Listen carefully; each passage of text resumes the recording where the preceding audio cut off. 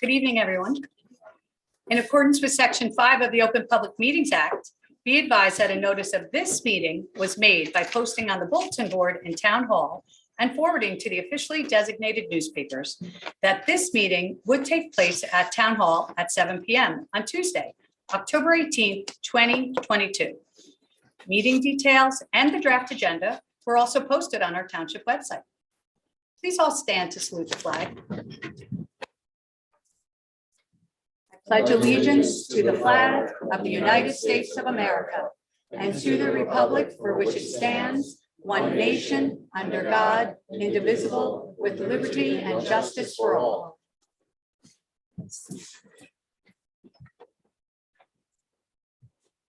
Roll call vote, please. Ms. Prupus? Here. Deputy Mayor Thal-Eglow? Here. Mr. Vinayak? Here. Mr. Wasserman? Here. Mayor Miggins? Here. Thank you. Thank you. May I have a motion to approve the agenda? So moved. May I have a second? Second. All those in favor? Aye. Okay. May I have a motion to approve the July 19th, 2022 regular Township Committee minutes? So moved. May I have a second? Second. All those in favor? Aye. Any opposed? Thank you. May I have a motion to approve the July 19th special Township Committee minutes? So moved. May I have a second? Second. All those in favor? Aye. Thank you. Tonight, we have a Community Service Award and we are awarding this to the Milburn Short Hills Chinese Association. I'd like to introduce Mayor Lieberberg, Community Service Award winner committee member, to provide some background, and Ms. Thal-Eglow to please present the proclamation. Good evening, everyone. Good evening. Good evening, Mayor. The Community Service Jackie, do you want to Award- use the mic? No, I think I will. Can we? For the people at Oh, home. for the people at home. Yeah. Was a good thought. And this, The Community Service Award committee was founded in 1991 to honor and acknowledge those residents as well as community service groups that have given back to our community in unique and unselfish ways to enhance and improve the quality of life of our residents in the greater Milburn Short Hills community. To date, I am proud to say that the committee has honored some 80+ individuals and groups for their contributions to Milburn Township. Our committee is comprised of 9 residents from diverse backgrounds and varied residential tenure in our community. Our chairperson, Elaine Becker, has resided in Milburn since 1965 and has served as the chair of the committee since 2011. It is my pleasure to acknowledge and award the Milburn Short Hills Chinese Association for their dedication and service. And at this time, I'd like to introduce Jesslyn Lee and Wen Lee, the co-presidents, and also acknowledge our fellow community members, Ying Gu and Jane Chan, who sit on the committee. Thank you.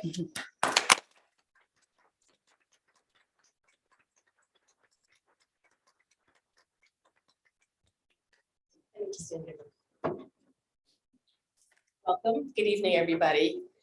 Whereas the Milburn Township Committee values the contributions of volunteers and volunteer organizations in the township and recognizes outstanding volunteers who reflect the giving spirit of our community. And whereas in 2005, a group of Chinese residents formed the Milburn Short Hills Chinese Association, a 501c3 organization with less than 100 participants to the current size of more than 200 families for the purpose of promoting Chinese traditions and cultures. Whereas the association also performs a variety of local community services, including from March 2020 through May 2020, the association initiated the Milburn Coronavirus Community Peer Support Group, fundraised $71,877, donated 15,200 surgical masks, 6,830 N95 masks, 2,883 gowns to local agencies, area hospitals, and healthcare facilities. Additionally, the organization raised $1,800 in gift cards for local merchants and presented $5,000 in cash donations to Milburn Police Department, the Milburn Fire Department, something dear to my heart, the Milburn Short Hills Volunteer First Aid Squad, held a successful march and rally against Asian hate and to mourn the Atlanta shooting victims, provided teams of volunteers to assist with cleanup, food, and household item distribution for those residents heavily impacted by the ravages of Hurricane Ida. Now therefore, Maggie Miggins, Mayor of the Township of Milburn, on behalf of the entire Township Committee and members of the Milburn Township community on this 18th day of October, 2022, extend thanks and appreciation for the good deeds and services rendered by the Milburn Short Hills Chinese Association.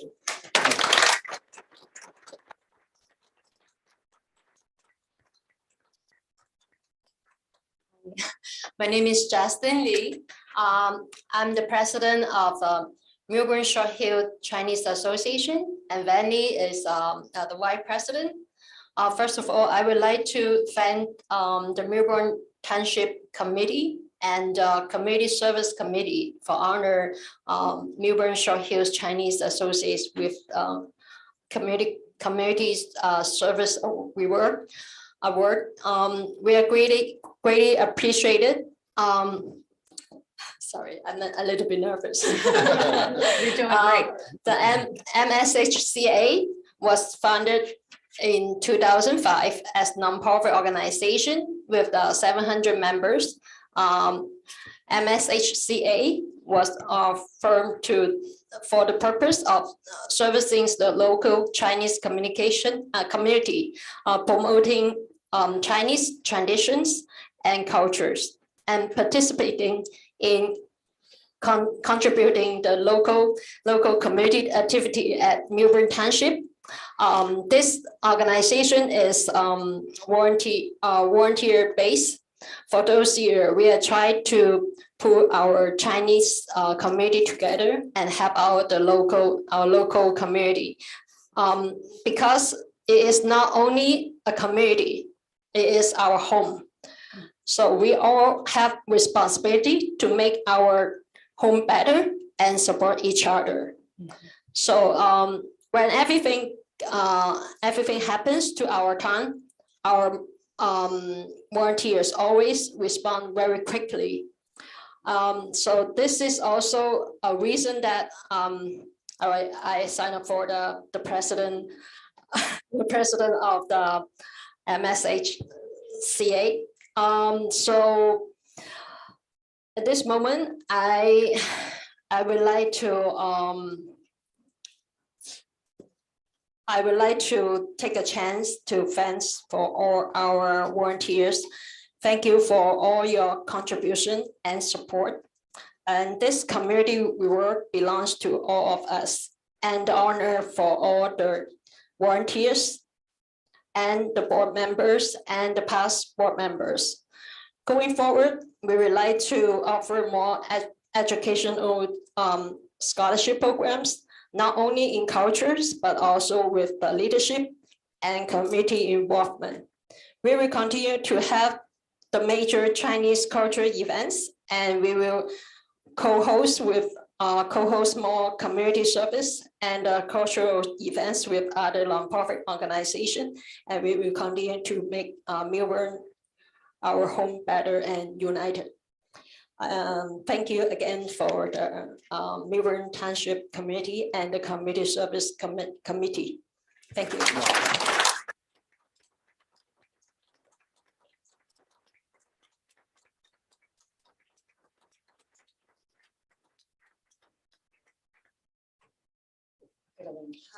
Hi everyone, good evening. My name is Wendy. I just want to take this chance to thank Township for recognizing the great job, great work that our organization has done. I also wanted to thank every volunteer for their dedication and the hard work, and look forward to continue to serve our community. Thanks.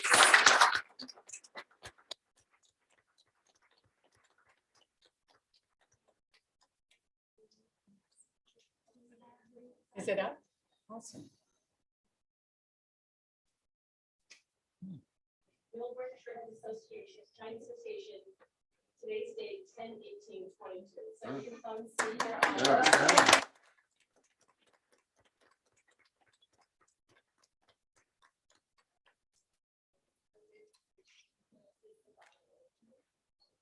Oh, great.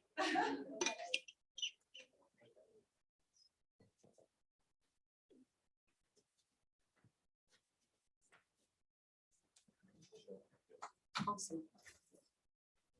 Thank you so much. Thank you. Thank you. Thank you for your service. Thank you for your service.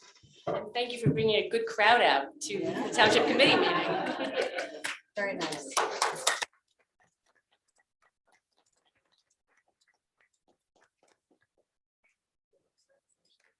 At this time, everyone, I had invited Governor Cody to come in and speak to us. He is our representative in the state Senate, and I asked that he would come speak to us. So Governor Cody, if you would come up to us and talk a little bit about some of the things that you're working on in terms of legislation for us from a safety perspective, catalytic converters perspective. We're hearing all kinds of stories, and I had spoken with you during the summer, I guess, and so you started working hard. So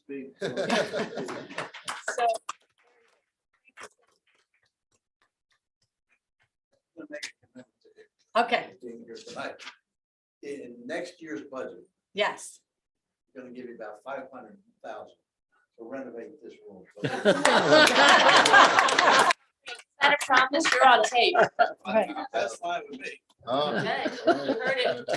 It's older than me, come on. I You also- should have been, Older than dirt, my God. Governor, you should have been at the last meeting when we were actually talking about that. About renovating.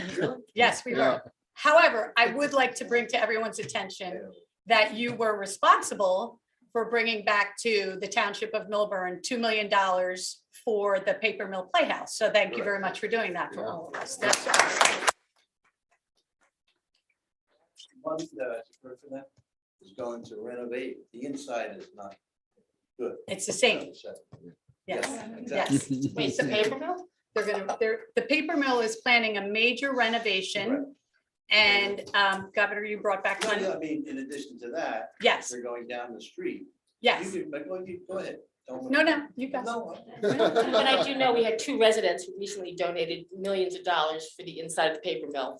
The auditorium and the stage, the Martha Ridge did the stage, yeah.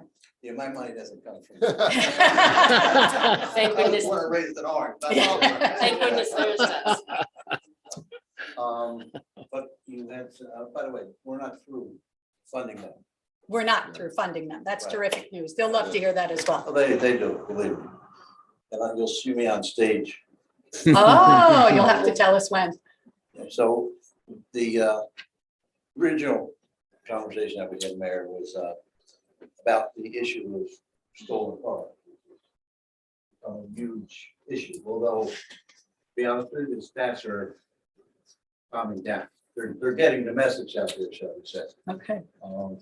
So the problem has been is what's going on. It's become a huge business. So the business model now is to take a kid who's as young as 13 or 14, a 14-year-old girl. They put them in a car with an adult. They drive around, they have the device that shows that in the driveway of your car, the key is in the car. So the juvenile gets out, drives the car down to the depot that night. He gets about $800. Family's happy about it, unfortunately. Goes back out on the road with the adult, and they drive around all night, hitting many cars. But in addition to just looking to see whether or not your father is in the driveway with the car, they will send that young man, or unfortunately, it was a 14-year-old girl who let loose in the neighborhood, which is just unconscionable. It shows you what kind of people they are. So they'll send the juvenile around to the back of the house. What's very often, we exit and entrance. And we put our keys right there. So the juvenile will try the door, if it's open, takes a few steps in and searches for the key inside. In addition to that, now they will also try if there's no fob in the car, but the car is open, what they'll go for is the garage door open. Use that, get at the garage, they'll open it up and take off. And by the way, this is, and I've sat with these prosecutors, this is a multi-dollar business. The people who run this operation are far removed. Very few people know who they are. This year, although I see the trend going down, they anticipated back in July, there would be 19,000 cars stolen in the state of New Jersey this year. An all-time record. So obviously, community of wealth, like Milburn is a prime target. And with those cars, as opposed to going down to the depot at night, the station, wherever that is that night, they're right down the highway. They're down at the port, in the container, the car's on the road. You know, it's shipped. I mean, it's as simple as that. And it's big money. It's big money. So I've sat down with prosecutors, and yesterday, Mikey and I was with her there up in Morris County. So we want to do a couple of things. We want to go back to saying, if you enter my home, you're committed a crime, whether or not there's someone in the house. You committed a crime. We've created what's called a RICO statute. So right now, we don't have any mandatory jail time. We're going back to that. So if in fact you are put as the mastermind, you will serve 10 to 20 mandatory right away. Today, that does not exist. Even if we catch them, the penalties are not severe. Today, if you go into someone's home and there's nobody there, and you leave and nothing's stolen, there's no harm. There's no foul. There's going to be a foul. So we're creating a lot of statutes to make sure they get the message. This bill, by the way, is going to be up on November 3rd in judiciary. Hopefully it will be released. I'm not sure it would be. We'll have to make some minor changes for some other reasons, but that they won't slow down and not build much at all. So I'm hoping to I would say the new year, and we're still in a legislative session. It doesn't end until another year and a couple of months. We will have that statute lined up. Perfect. And ready to go. And yesterday we had most of the prosecutors there, the Attorney General. And by the way, they have done some really good things over the last couple of months since you opened your mouth, Maggie, in terms of Thank you. going at this issue and what they can do right now without this bill. So it's so very important. And then the other issue for the town of Milburn is that your mayor approached me about some items here in town that you would obviously know better than I. So we are hopeful of securing almost $2 million of funding for some infrastructure. That's great. Am I correct? Who's got that? Oh, I didn't know how you work. No, we could talk about you're talking about the license plate readers, et cetera, and all of the wiring. I'm off that. I'm talking about infrastructure for the town, money from the state for the infrastructure here that you would. For the flooding? Yes. One. That'd be amazing. Well, that'd We'd be take that $2 million. What do you know about? You gave me, you sent it down to us. Who's the BA? Alex McDonald. Right How's it out? looking? You're a linesman of mine. Speak up. Gee, hit a shit. briefly, we discussed flooding and also the infrastructure project that we're doing with the fiber. But the fiber throughout the township. Both very important to us. I think flood mitigation is very important to our residents and to our business owners in town. And I think the fiber is very important as well. We currently have license plate readers up, but we'd like to put them in different places in town, but we do have them up and we are catching people. Let me ask you a question. Do the police tell you that there is less of a presence of these people? We keep a monthly key performance indicator on it. We have seen some decrease in the number of car thefts over the last 3 months. We were at 10 in July and went down to 3 in August and 2 in September. But these things tend to fluctuate quite a bit sometimes. We may see additional action, around the holidays again. So certainly not a reason to lose vigilance in that they're down. No, But but when you see that kind of a decrease, yeah, our mouths are reaching yes, I would agree. And I would agree that residents, the bad guys as well. Well, we've also been telling our residents on a Carry the consistent, microphone. we've also been telling our residents on a consistent basis how important it is to not keep their key fobs in their car. I mean, I think we say it at every single meeting. So We do. I'll tell you a true story. I was at a press conference yesterday and I told them a true story. It'd be about 20 years ago. It was a Sunday night, I was president of the Senate. I had to run down to my office in Westmont, where I was, to get some documents. And I pulled in and I left my car in the parking lot, run. Within 2 minutes. So back 20 years ago, I had a car phone. I called the car. He answered the phone. And what I said, my mother would kill me if she ever heard what I said. Yeah. But I made a commitment to her. I'm gonna get you. So sure enough, after he spoke to me, he called the girlfriend. And called her about 15 times every day for about 2 weeks. So obviously we got the bill. We got the car back. We found out where he was living. We were over there. He wasn't there. So the detective I was with had street smarts and he called Goodwill and they came and emptied out his apartment. What was he gonna do, complain? I don't think so. But when he eventually got caught, he said, I'll never steal a senator's car. You never know about life, we're all We are. going. Governor Cody, if any, do you want questions or do you want people to email you? Will you, you're ready? It's a tough crowd in here, You're good? 35 years. Yeah, all right. Does anyone have any questions for Governor Cody? Jay?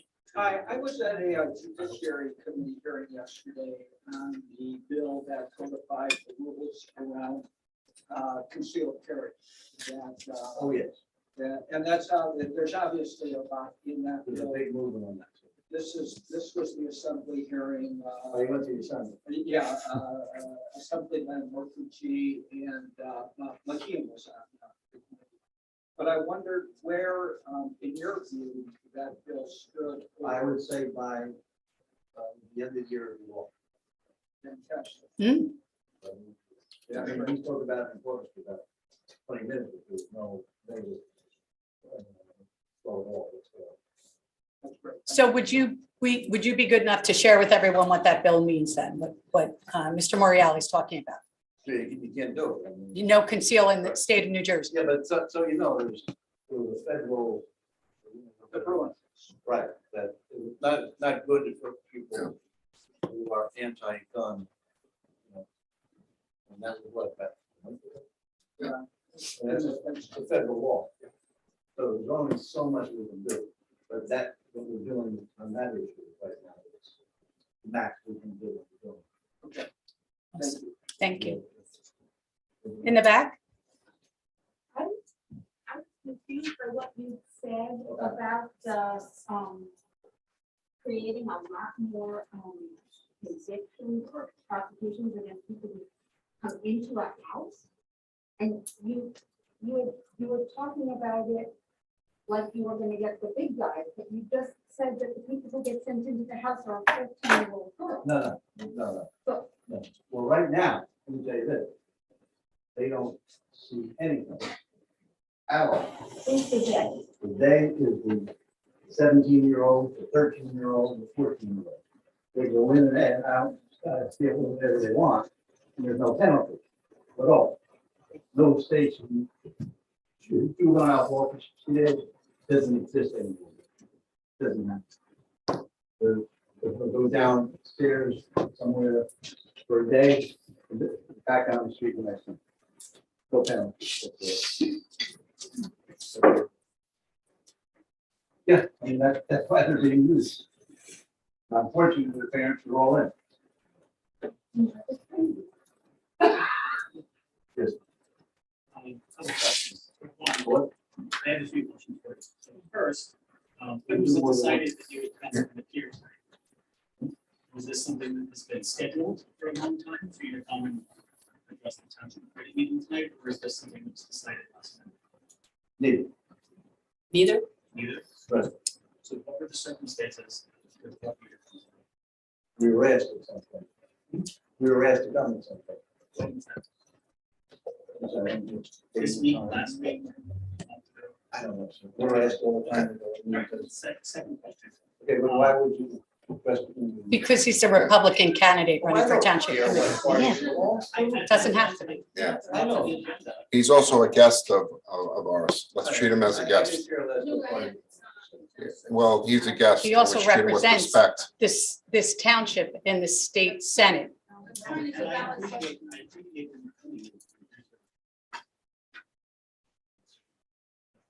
So you had mentioned that the laws, I don't know, the past years have changed that allowed minors to basically get caught and then get released. Who changed those laws? The legislature. The legislature changed. So the legislature now feels that perhaps they were too far. I can't speak for everyone. Tighten that up. I cannot. Are there plans to put more strict penalties in place for minors? That's what you just said. Yes, I just mentioned that. I mentioned that. Those from wanting to go back and As I said, I mentioned that. You mentioned you guys were going to be going after the adult leaders and you're going to use. No, what I said, that right now, the juvenile, okay, he stays in, what you call it, in the station for about a couple hours and he's out. Goes home, goes out, and steals again. So what? We would encourage, we're gonna do mandatory. Mandatory. Mandatory. What's the duration of that? Range up to about 60 days, and then it goes even further. The more you get caught, the more you. In juveniles. Is there any thought that maybe after a certain age starting to treat them as adult? Not at this point. Yes, Miss. Thanks, Senator Cody. I Thank you. appreciate all the work that you've done for the disability community. Yeah, well, that's from here. Yes. I'd like to ask you, we have 2,000 or so people that signed a petition in our town against a proposed or, project that's been agreed in our fair share housing settlement agreement. It's on our town DPW site that we affectionately call the dump. It's been found that there are. The developers want a luxury hotel in the future. We're very concerned about our town, which you just referred to as one of the wealthiest state, more or less, that here we are proposing a project for low income, moderate income people on what we have found to be a toxic contaminated site. What is your feeling about that? Do you think Well, that's the right if you're thing for asking us me to do? if I'm against the affordable housing, No, I'm asking. no, you're using a if the different, you're location- using a different term. No, I'm saying, do you think that 75 unit, 100% income segregated project on toxic contaminated site should be built in Millwood? I'm asking, do you think that's a good idea? Well, That's. that would specific never project. happen because what water you read, not any I've ever seen, okay? And furthermore, that's up to the town, not me. I just ask for your opinion. Am I in favor of affordable housing with 20%? Yes, I am. With 20%. 20%, I'm sorry.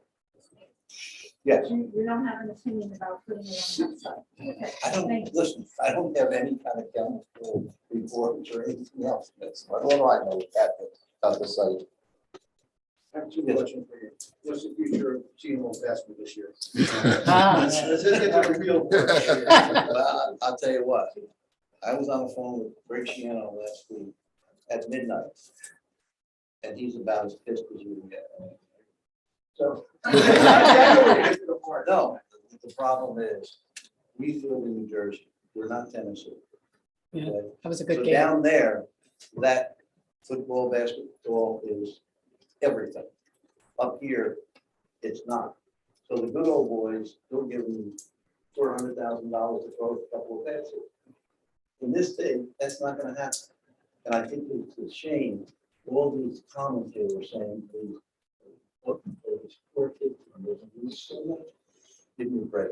Right now, until this happened, okay, the young man, the young woman, got a scholarship. A lot of money. In addition to that, they got $12,000. They could spend anywhere they want from the federal government. In addition to that, they could do a multitude of jobs. So to think that they were quote unquote enslaved is absolutely ridiculous. And it's ruining college sports. But answer your question. You know, but going back, you're not my personal question. But ties into- Oh, you got Tennessee here. No, this is orange. I'm an orange. I'm at City Hardware. Was it? Syracuse? No. Orange, New Jersey. Was that right? What was the store? Epstein Hardware on Main Street. You know who I am. I used to go to all your outings. Jeffrey Fell. Mr. Fell. My hard question. You were West Orange, right? Okay. He's funny. But the hard question, which goes back to say, the town, do you think citizens should have had to know the rights and know the term of the final settlement prior to consideration of fiscal action? That's in the law. Say that again. Please say that again. You can, of course, because if it's the law, it's the law. It's the law. All right. Commissioner Cody, I have a follow-up question. Sanju, just have, Sanju, No, that's fine. go ahead, sir. All right, wherever you guys know the Yankees won. Yay.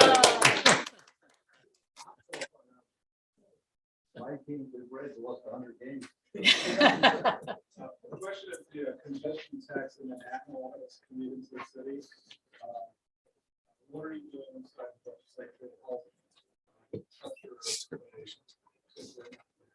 I mean, Murphy, I think it's going around, am I right? It's not, yeah. Yes, I mean, listen, when I was governor, Bloomberg was, Mayor, by the way, I really liked that. I didn't think I liked him more. But I was never comes to the law. But what do we do to combat that? You give it to you. You gotta get ready to do what we have to do. Simple as that. But by the way, as you and I both know, the traffic flow even in Madison City certainly is not like it used to be. Thank you, Governor, for coming today.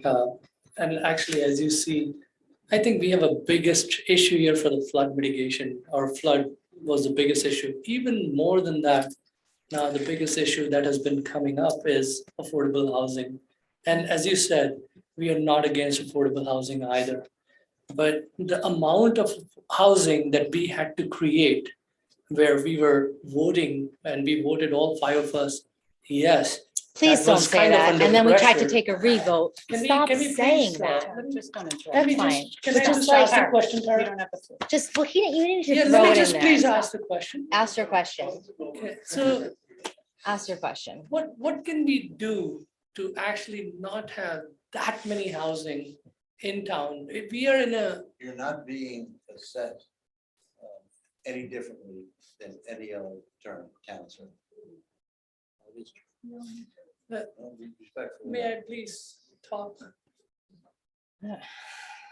So, like you just mentioned about 20% you're in, and there is 100% also put on us. It could be because we have not done anything for in the past. And there was first building that came up in Upton. everything is fine. The thing is, it is more going towards builders' pocket than actually really affordable or fair share housing. Builders are the, There's 20% set aside. And by the way, it's, you know who takes those apartments? Sorry? Retired teachers, firemen, police. I mean, I gotta be honest with you, that's where I stand. This fear is not correct. Not, it's totally unfounded. thank you. These towns that almost are as wealthy as you are, and they'll say, there's no problem, there's no issues, none at all. Thank you, Governor. All right. Governor, I have a question about flood mitigation because Ida happened last year. So $2 million you say is coming our way. What's the holdup? I didn't know what the figure is. Oh, wait, didn't you just say $2 million? No, I thought the 2 million was for pandemic that came in. Is that? Oh, I thought you said Alex, do you flood know? mitigation, $2 million. Am I the only one that heard It's the that? infrastructure. Infrastructure. Oh, so nothing to do with flood mitigation. It's Part the- of it is. Yeah. part of So it.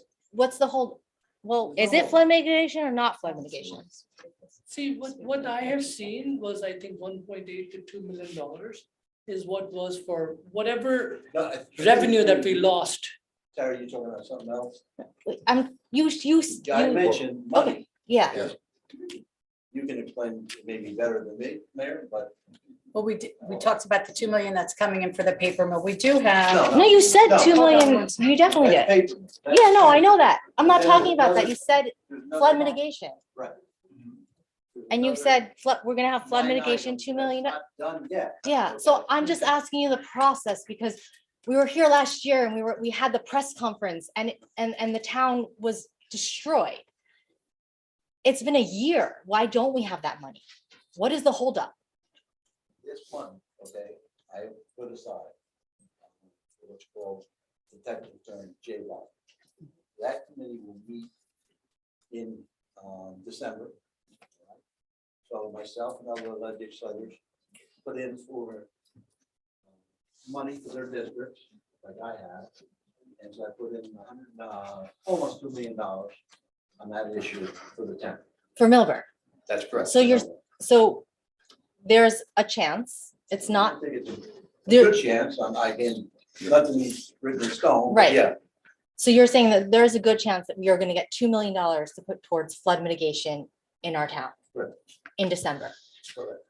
Okay. It would be done in terms, you won't get the money in December, you'll probably get it, The allocation, yeah, maybe 4 or 5 months down.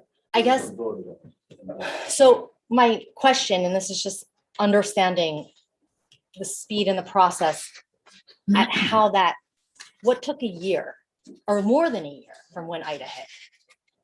Because you get a lot of competition for that money, everybody wanted it, and there wasn't that kind of money, it was a COVID. All kinds of priorities, health comes first, obviously.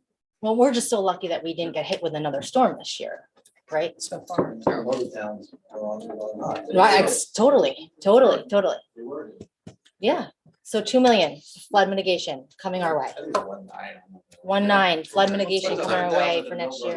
We'll take it. It's huge. Thank you, Governor. That's awesome. Two That's quick really good. questions. How are you tonight? I don't know. I don't know, well, so you said that you're in agreement with 20% set aside for fair share housing. I think what our residents are upset about is this one project that is potentially slated, it's not approved, we're nowhere near ready, at the DPW or dump site is 100% affordable. And I think that is what has. I'll be honest with you. I gotta No, be I know, honest. I've never heard of a project that would be 100%.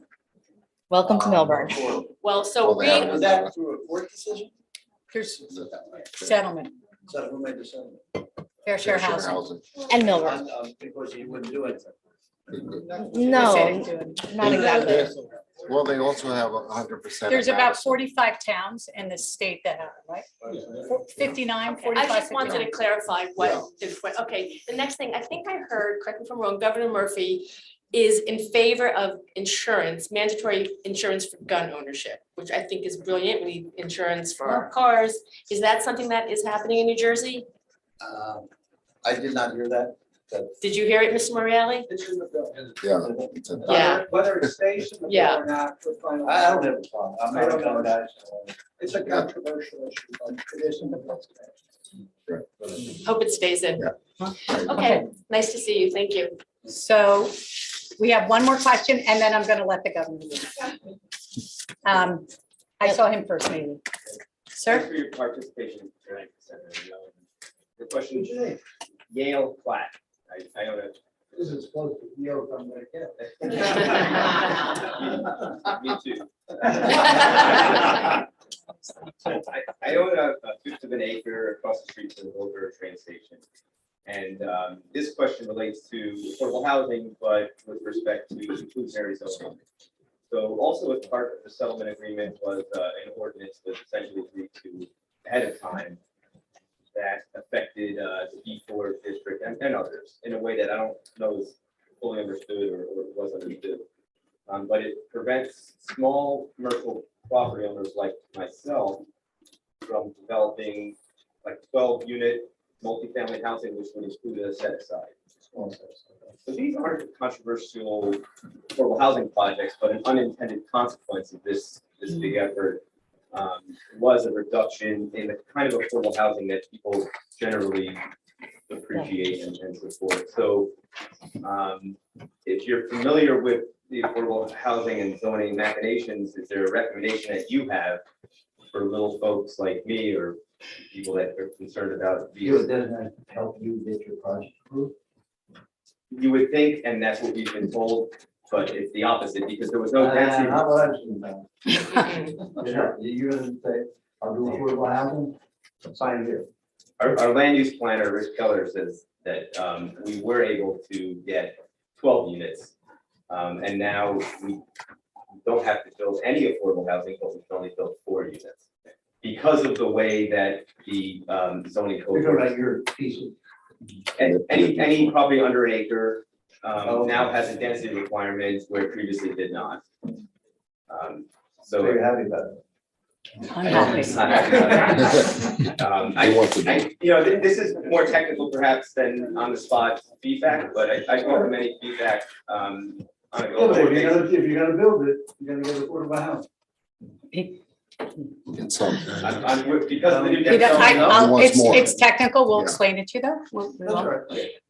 Governor Cody, would you be good enough to, or Aaron, maybe give your email address if anybody wishes to contact you that didn't get to speak tonight? They have, how can they reach you?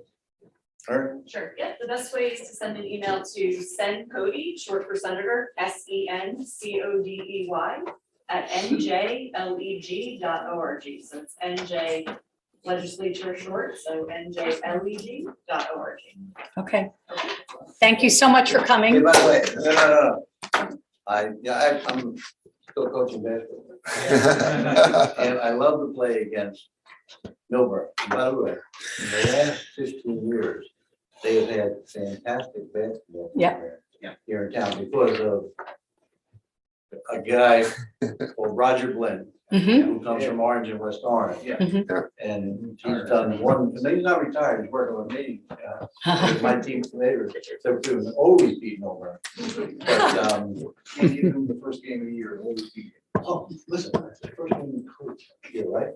I go, as I said, I'm from Orange, I walk in, all my friends are Orange there, we're gonna kick their butt. Okay, we'll see. Roger won by 10. He's that good. I know. That's it. All right. Thank you so All much. right.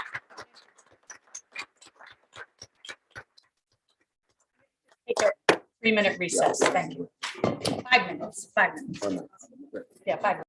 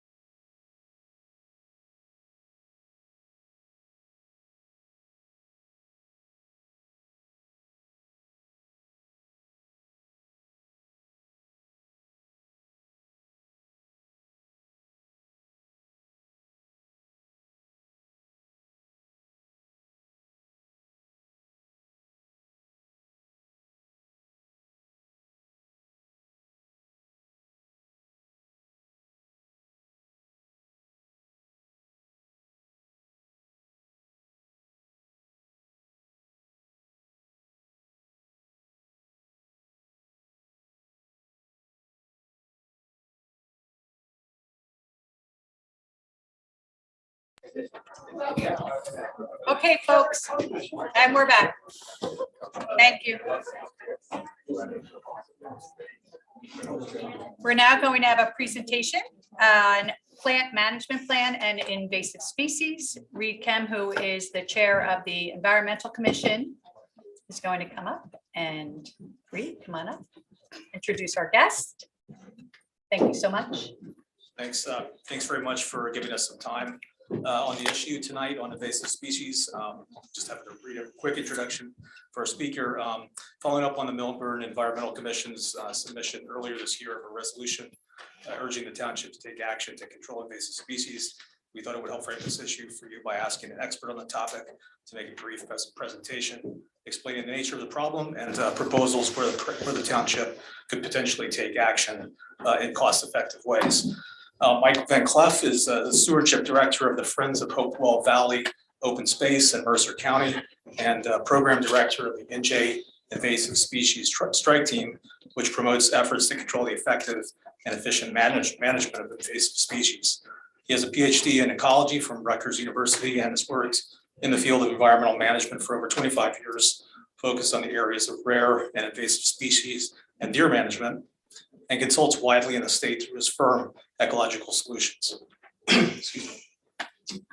In 2007, Ecological Solutions was retained by Milburn to conduct a study of the township's invasive species exposures, and in collaboration with town forester Tom Doty, published their detailed findings in a report submitted to the township in 2008.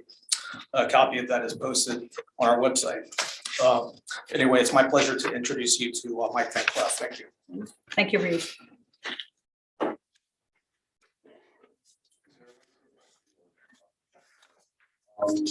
Yeah, so the first, to be honest, the first about a dozen slides are a quick introduction and they're there for reference. I'll just sort of briefly talk about it when I get to the meat of it. Thank you. So the point of you know, being concerned about invasive species is because we have so much biodiversity here in New Jersey, 2,000 native plants. And there are some examples. We also have a whole variety of animals, including federally listed bog turtles and globally rare northern meadowlark butterflies, lots of dragonflies. Sussex County has the most of any county in the country. The goal is healthy forests, which would resist invasives. Unfortunately, we don't have forests that look like that very many places in New Jersey. And these are some of the reasons why. Overabundant deer, invasives, soil modifications, fire has been altered, stream flows have been altered, habitat's been fragmented, and that little thing, global climate change as well. So what is an invasive plant? It's introduced to an area outside its natural range and grows densely and excludes other species. So that's the gist of it. And there's an example with garlic mustard. As you can see, when it grows densely, not many things can grow along with it.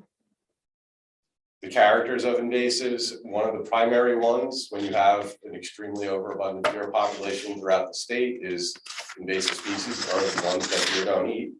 And then they're weedy.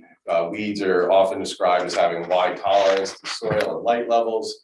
They mature quickly and produce lots of seeds. So just the numbers very quickly, 10,000 non-native plant introductions approximately. So the bottom two numbers, 50 is the number of widespread invasive species. So these are the ones that are outside, out of the box, well outside the box. They're very abundant throughout. What the strike team worries about quite a bit is those emerging invasive species, nearly 100. So those are ones that haven't quite become widespread yet. Some of them are very limited. You know, the problem could go from being really bad with 50 to being excessively, extremely, very, very bad at 150. So why are invasives bad? Obviously, I love plants. There's no bad plant really. But the damage that's done by invasive plants, because they have these advantages, they don't get eaten by deer. And importantly, they don't get eaten by insects. So that gives them an advantage, so to speak.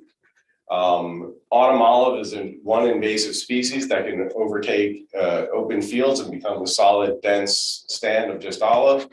And that's a very short list of species that it replaces. And the general gist is if you're a bug that needs flowers or a bird that needs fruit, you're only going to get flowers in May and fruit in September, October.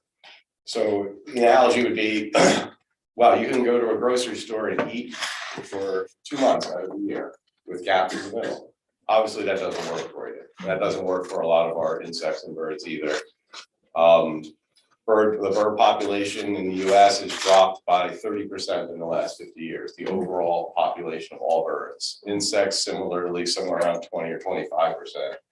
We are in a stage of rapid decline. It's beyond urgent. So again, part of the problem is deer, the link between deer and invasive species. Pre-European settlement, there's about 10 deer per square mile. Around 1970, it had worked its way up to about 10 again, which was fine. But from the 70s through now, it's gone up and it's regularly over 100 deer per square mile in lots of areas. Even at its best, it's like 50 deer per square mile. So we're talking 5 to 10 times too many. So if you're a plant and you are edible to deer, you are in big trouble. So when we do stewardship, all of stewardship, if you look at the sort of all the damage we've created, you have to be really efficient about how you go about what you do. What has the most bang for the buck? So reducing the deer population is number one. It's almost like saying, to me, I always think, stewardship is about removing the barriers that we've put in place that allows nature to work properly. And more coarsely, just get the hell out of the way. If we eliminate things that we've put up, barriers we've put up, nature will do a much better job of taking care of itself. We have to remove the things the impediments we've put in. So deer overpopulation is number one, the base. Number two is invasive species management.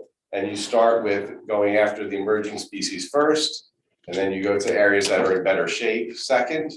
And then we have the ability to restore.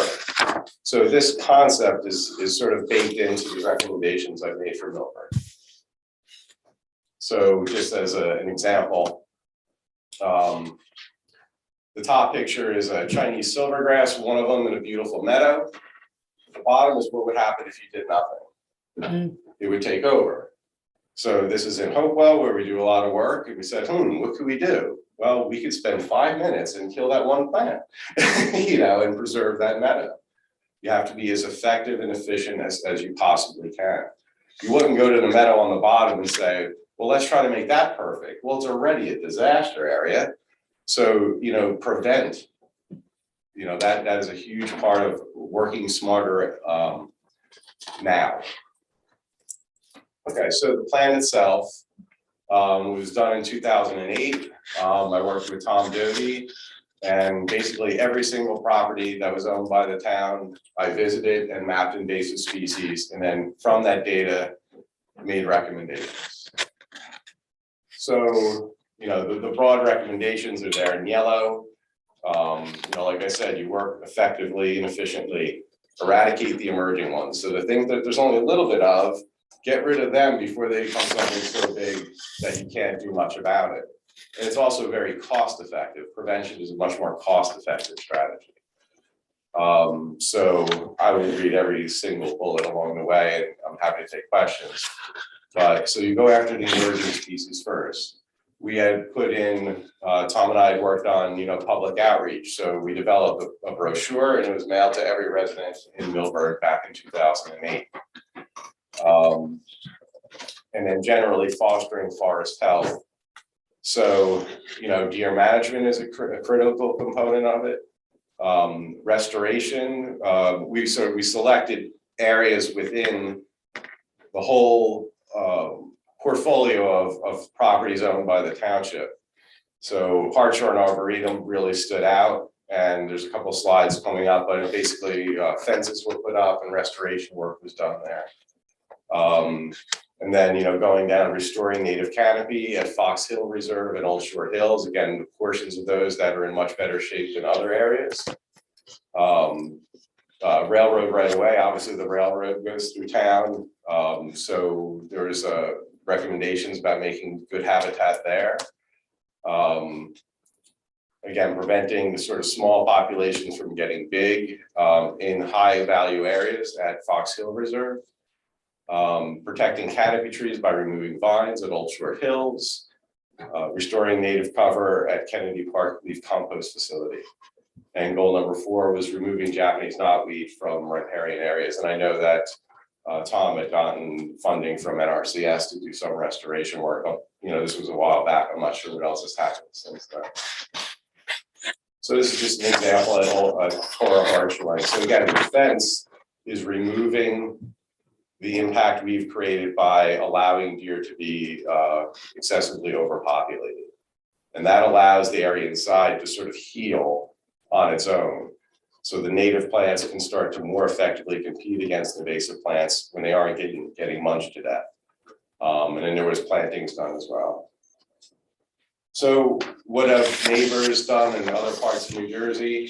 So in South Orange, there's a volunteer stewardship team. I'll describe that briefly. In Essex County, South Mountain Conservancy and Hilltop Conservancy have volunteers that do lots of work. The strike team and others have been hired by contractors by Essex County for many years to help those two conservancy groups. In Princeton, they had a municipal ordinance to raise awareness using the strike team's do not plant list. They've also hired the strike team as a contractor. Lots of other counties, Union, Morris, Mercer, and Monmouth, they have these volunteer stewardship teams. So very minimal amount of contribution from the municipality or the county other than sort of making it possible for these volunteer stewardship teams to act. So it's a great low-cost strategy, and it gets a lot of really good community involvement. And bamboo, I was asked to bring up bamboo. I know everyone's favorite plant.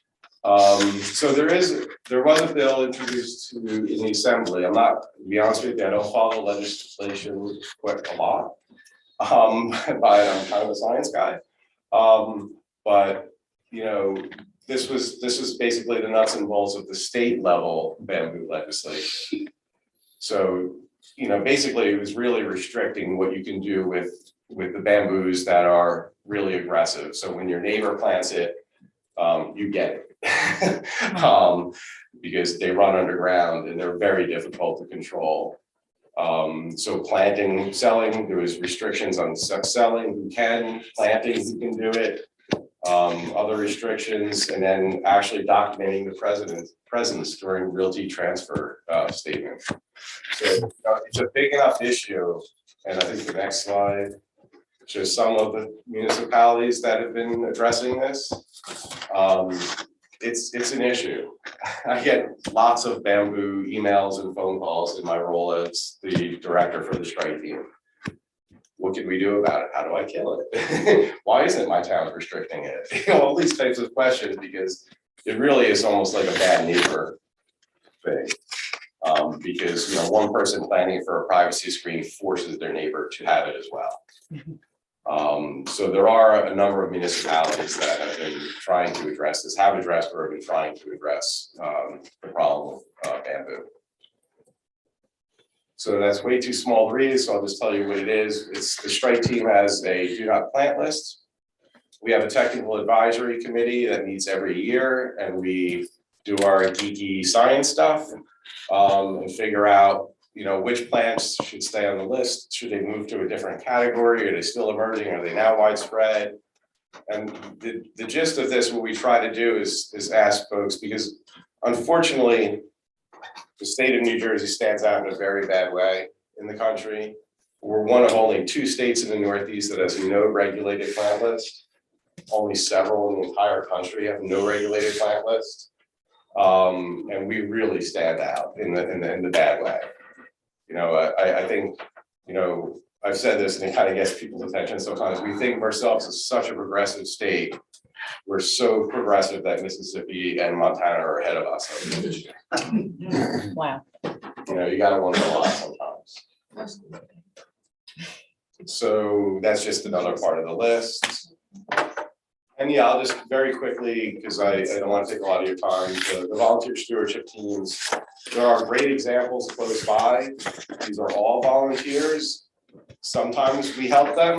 We'll do an initial evaluation sometimes. We're always a resource for people.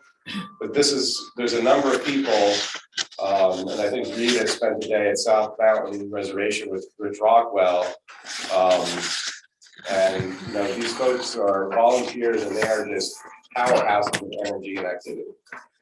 And they do a great job without charging anyone to do stewardship.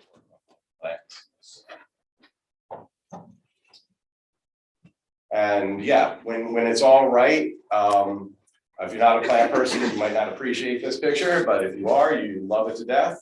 Somewhere in the middle there is Japanese barberry, which is one of the most notorious invasive species in New Jersey.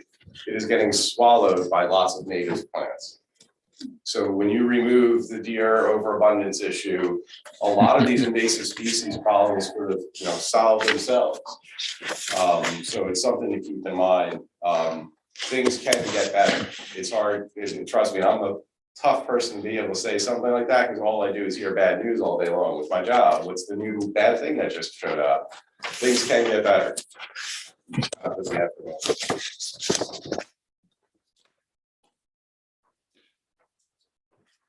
Thank you. Does anyone from the committee have any questions? I would love to ask you. So in my backyard, we have woods behind my backyard. We used to have 2 or 3 deer. Now we have at least 12 because we count them every night. And yeah, so now I know there was a lot of residents who got very upset when we had deer culling. Is this something that we can do as a municipality or does it have to be from the county? It can be from the municipality. The county has done some deer management on some of their lands, like South Mountain Reservation, which is partially in Milburn.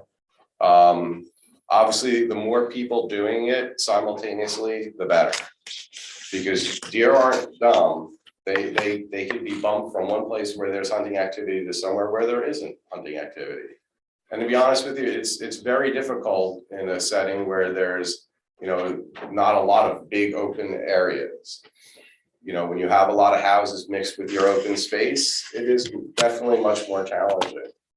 So that's why like Cora Hartshorn put a fence up. So you can solve a problem locally with a fence. It's not particularly cheap. But any efforts that can be done to reduce the deer population, the better. And other things too, like, there's a lot of interaction. So I go to a nursery and I say, I want a shrub that deer don't eat. And they say, here's your Japanese barberry. So it feeds back on itself. So, it takes more thought and effort to use native plants that are susceptible to browse in the home landscape, but it absolutely can be done. Okay, I understand, but is there something, is there funding available? If the municipality had the will to do deer culling, is there funding for that? Not that I'm aware of. Yeah, I think I'm not aware of anything. Okay. Next thing, in our, I was gonna ask you about this, Alex, in our pond and Taylor Pond, and I see the same thing up at the reservoir, there are, I don't know what the green is that is growing, literally taking up the pond. Yeah. And we don't have the fountain. I don't know why. Is the fountain broken in Taylor Pond? No, it's because of the silt. Okay, so From Ida. So what can we do? So all of that green, whatever that plant is literally taking up, I don't know, a good portion of the pond. Yeah. So that's an invasive something, and it's now getting itself embedded in the ground. So the pond is actually narrowing. Yeah, I mean, there are sort of specialists in, pond and lake management. It's a little beyond my abilities because it does get into engineering and things like that. But yeah, if you piled a bunch of new silt and you brought a ton of nutrients and those aquatic weeds are taking off. It also might have made it shallower and warmer, which also helps. So there's a combination of factors. And I don't know enough to say, yeah, you'd have to dredge it to fix the problem. I don't know. We're gonna lose our pond. We will be dredging. We're dredging it. Yeah. I mean, It's coming. yeah. Can I ask you a question? Yeah. When you're working with the environmental committee, do you bring to the township some basic proposals of for us to be progressive in terms of, these invasive plants? I mean, do you, as part of your work, do you say, here Township, here's the 10 things that I would propose for us to stay ahead of the curve? Yeah, I mean, I don't do that often, but my recommendation basically would be, given that there's no state laws or regulations or guidance, that do not plant list, when I go to a private landowner's house, I say, here's our landscape planting pledge, voluntary. And it says, I will, when I buy new plants, I'm not gonna buy anything on your list, because I trust you guys, you're experts, and it's not just me, there's a technical advisory committee as part of the strike team. So a township, a municipality, a county could voluntarily say, we're not gonna plant anything new. When we buy new plants for our lands, we're not gonna buy anything on this do not plant list.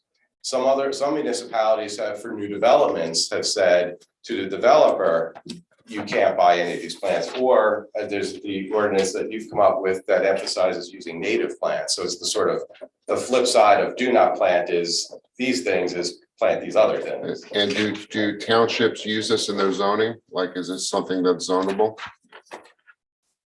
I'm not familiar enough with, so, I mean, to the extent that I've seen some, again, I don't follow this stuff very closely, but I have seen some examples where it's in zoning laws in that the developers are not allowed to plant certain species in new developments. Yeah, that might be useful to us. Yeah, that's certainly another option. Yeah, that would be interesting. But, I always hope, like any level of government, has the potential to provide leadership on it. If the township says, we're gonna go by this pledge, maybe that makes some of the residents, say, oh, okay, maybe this is a significant issue. I'll sign that too. And I won't put anything on my personal property. So, those are the things that I think eventually get things more noticeable. I've been doing this for 30 years. I've seen a large increase in the amount of interest in native species or knowledge about invasives, but we have a long way to go. So anything that any government entity could do would be extremely helpful. And it's kind of totally painless. There's so many plants to pick from. 150 plants out of thousands and thousands that are available. It seems like a very, very easy lift. Ms. Prupus, I any questions? just am more, thank you so much for your presentation. I'm more curious from Reed, is there an ask from the Environmental Commission at this time? Not specifically tonight. We did send the resolution earlier this year, which asked several things. It wasn't really a proposed ordinance. It was about putting town resources behind the issue, trying to find, and this is why we invited Mike, low cost solutions. Maybe it's forming a list and, cooperation with our current town forest or those kinds of solutions. So, yeah, we don't have, a specific ask for you tonight, but we'd like to develop one. Mhm. And so this was intended to sort of focus the discussion. Got it. And it's Mike? Okay. And you have, so Mike did this in 2008 for us. Mhm. Are you guys working together presently, or you haven't? You just brought him in from this 2008 Right. plan? So we've been discussing this in the Environmental Commission for a while. And in our 2014 environmental survey, which is done every 10 years, Mike's report was referenced in it. So in discussing it, we actually found the copy, contacted Mike. He's still very active in the field, obviously. So it was kind of perfect to bring it back, even though the study is now 15 years old. And I think the issues are largely similar, although some things have been done since then. And so the Environmental Commission has a small budget. And has Mike given you a proposal on anything in terms of to continue discussing this with him and working to come up with something for us to either vote on? Yeah, thanks for that question, because what's really interesting is in the 40-page report that's on our website that he put together in 2008, he put together sort of a rough budget about if you followed some of the initiatives that he laid out, what it might cost with the involvement of a good amount of volunteering, I think, as well as some town resources. And I think in 2008 dollars, you were looking at about $68,000 over a 5-year period was your estimate. So that was a while ago. But I mean, I think just to put it in context, I mean, that's sort of how they had scoped out if you wanted to do a very comprehensive, approach of the issue, and it's in the report. So you can check that out. We can talk to you about it as well. Okay.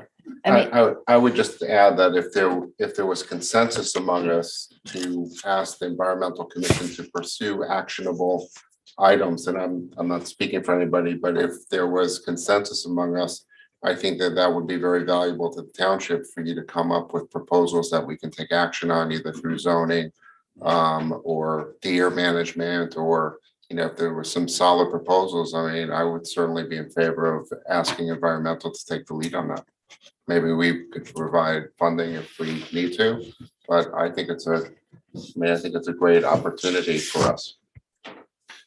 Mr. Vinayak, do you have anything to add? I thought that's what the environmental commission would do, or is doing, whatever you need. I'm not saying it's blank hot plunge, yes, but whatever you feel is important, you bring it here. We're always here to hear you guys out. No, thanks very much for the comments. I think if anything, I think the support of the township committee in terms of asking us to put together a concrete proposal, perhaps with the town forester, and then, Come back. putting out some steps, timeline when they come back to you, I think that more than anything, that would be very helpful to kind of move something concrete along. So thank you for that. I do have a question. A lot of times people like to plant in the fall.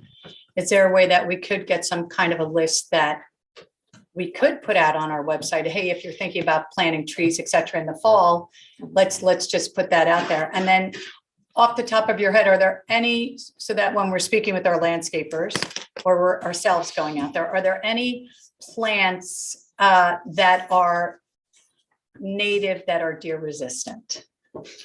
Good question. It is a much shorter list than the Yes. list of native species. Of course. But there are some, and it is challenging. There's a number of wildflowers, for example, no problem. You can find a number of species. Shrubs, it gets down to a smaller number, but I think, part of it is sort of, knowing how to deal with the sort of handicap of overabundant deer. So there's creative ways to use native plants that you can protect them without it looking like, you're living in a prison camp, with an 8-foot fence around it to keep deer out. There's much shorter and attractive potential options to get native plants in your landscape. Trees, they obviously get tall. You just got to protect them to literally 6 foot tall. And it's, it does, to be completely honest, it does stop a lot of people from using many native plants because you have to think a little bit more and come up with creative ways to protect them from deer. But it is possible. But yes, there are plenty of non-preferred by deer plants, native plants, to fill your landscape. But Maybe we could obviously you get have to that be quite list. selective. Maybe we could get that list, Reed. do we have that pamphlet that went out to every single resident in 2008? So maybe that is something that can be put onto the website now. Yeah, we still have that. Certainly, we could, see if we need to update that. And I think the list, I think what we want to have is, we don't necessarily have the professional bandwidth in the environmental commission to back the list. I think they are, Mike's team already has a list for the state. We want to fine tune it maybe for the township and sort of have someone with expertise look at it. But something like that would be, an idea that we could submit to you too. That'd be great. As far as deer plants that deer don't prefer, there's Native Plant Society in New Jersey, the Friends of Hopewell Valley that I work with, we have lists. So there are resources that are out there that you don't have to pay anything for. Can't Tom do this? Can't Tom work on a list of this? But yeah, I was gonna. I mean, if there are lists that already exist. Yeah, no, but I mean, why like not Tom utilize can those go, lists? yeah.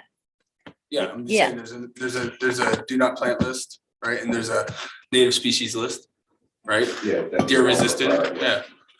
I mean, I think if the idea is to share those lists, then that seems very easy and doable. I think what Reed is saying is that there's some sort of tweaking that you may want to do from an environmental commission standpoint.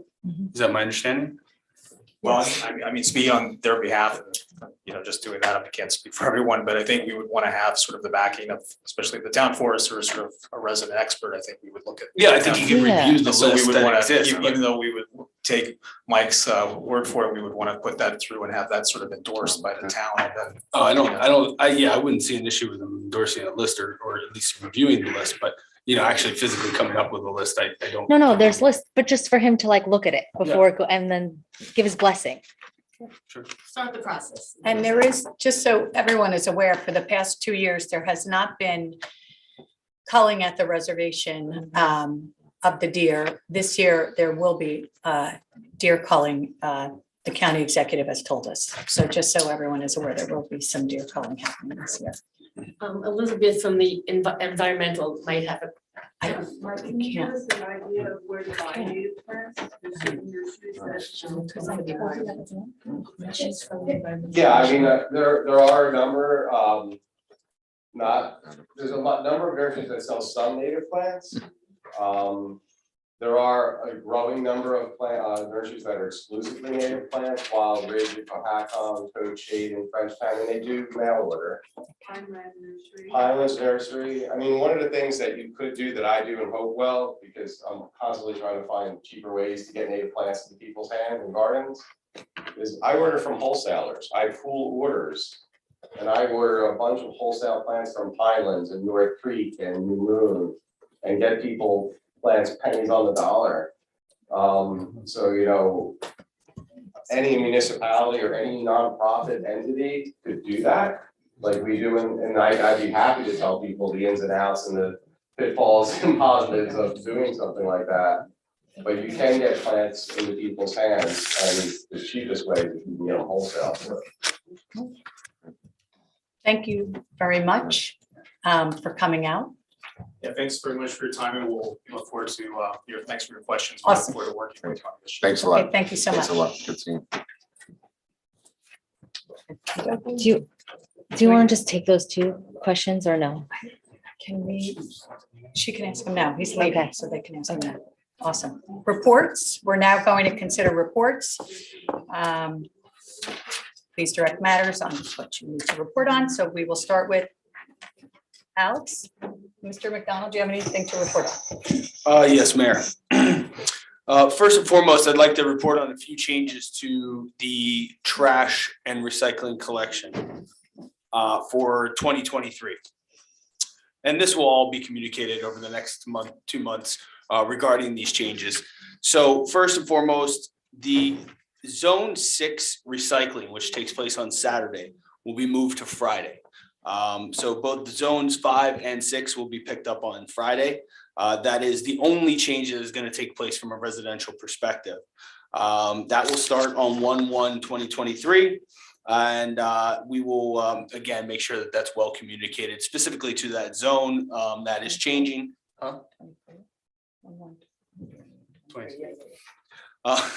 So that will be communicated widely. The other one that I just want to bring up at this meeting, although this will also be communicated and may not impact as many residents, but back in 2008, the township had privatized its garbage collection from in-house to a private hauler. At that time, several businesses were grandfathered into being collected by the township's hauler.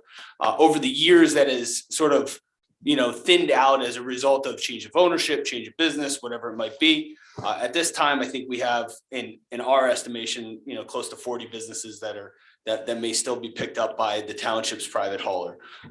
Again, starting in 1/1/2023, those businesses that do currently or may currently be picked up by the township's private hauler will no longer be picked up by the township's private hauler.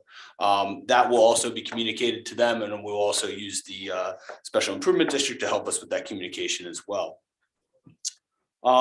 Just a brief update on the Mayor's Rawway River Coalition.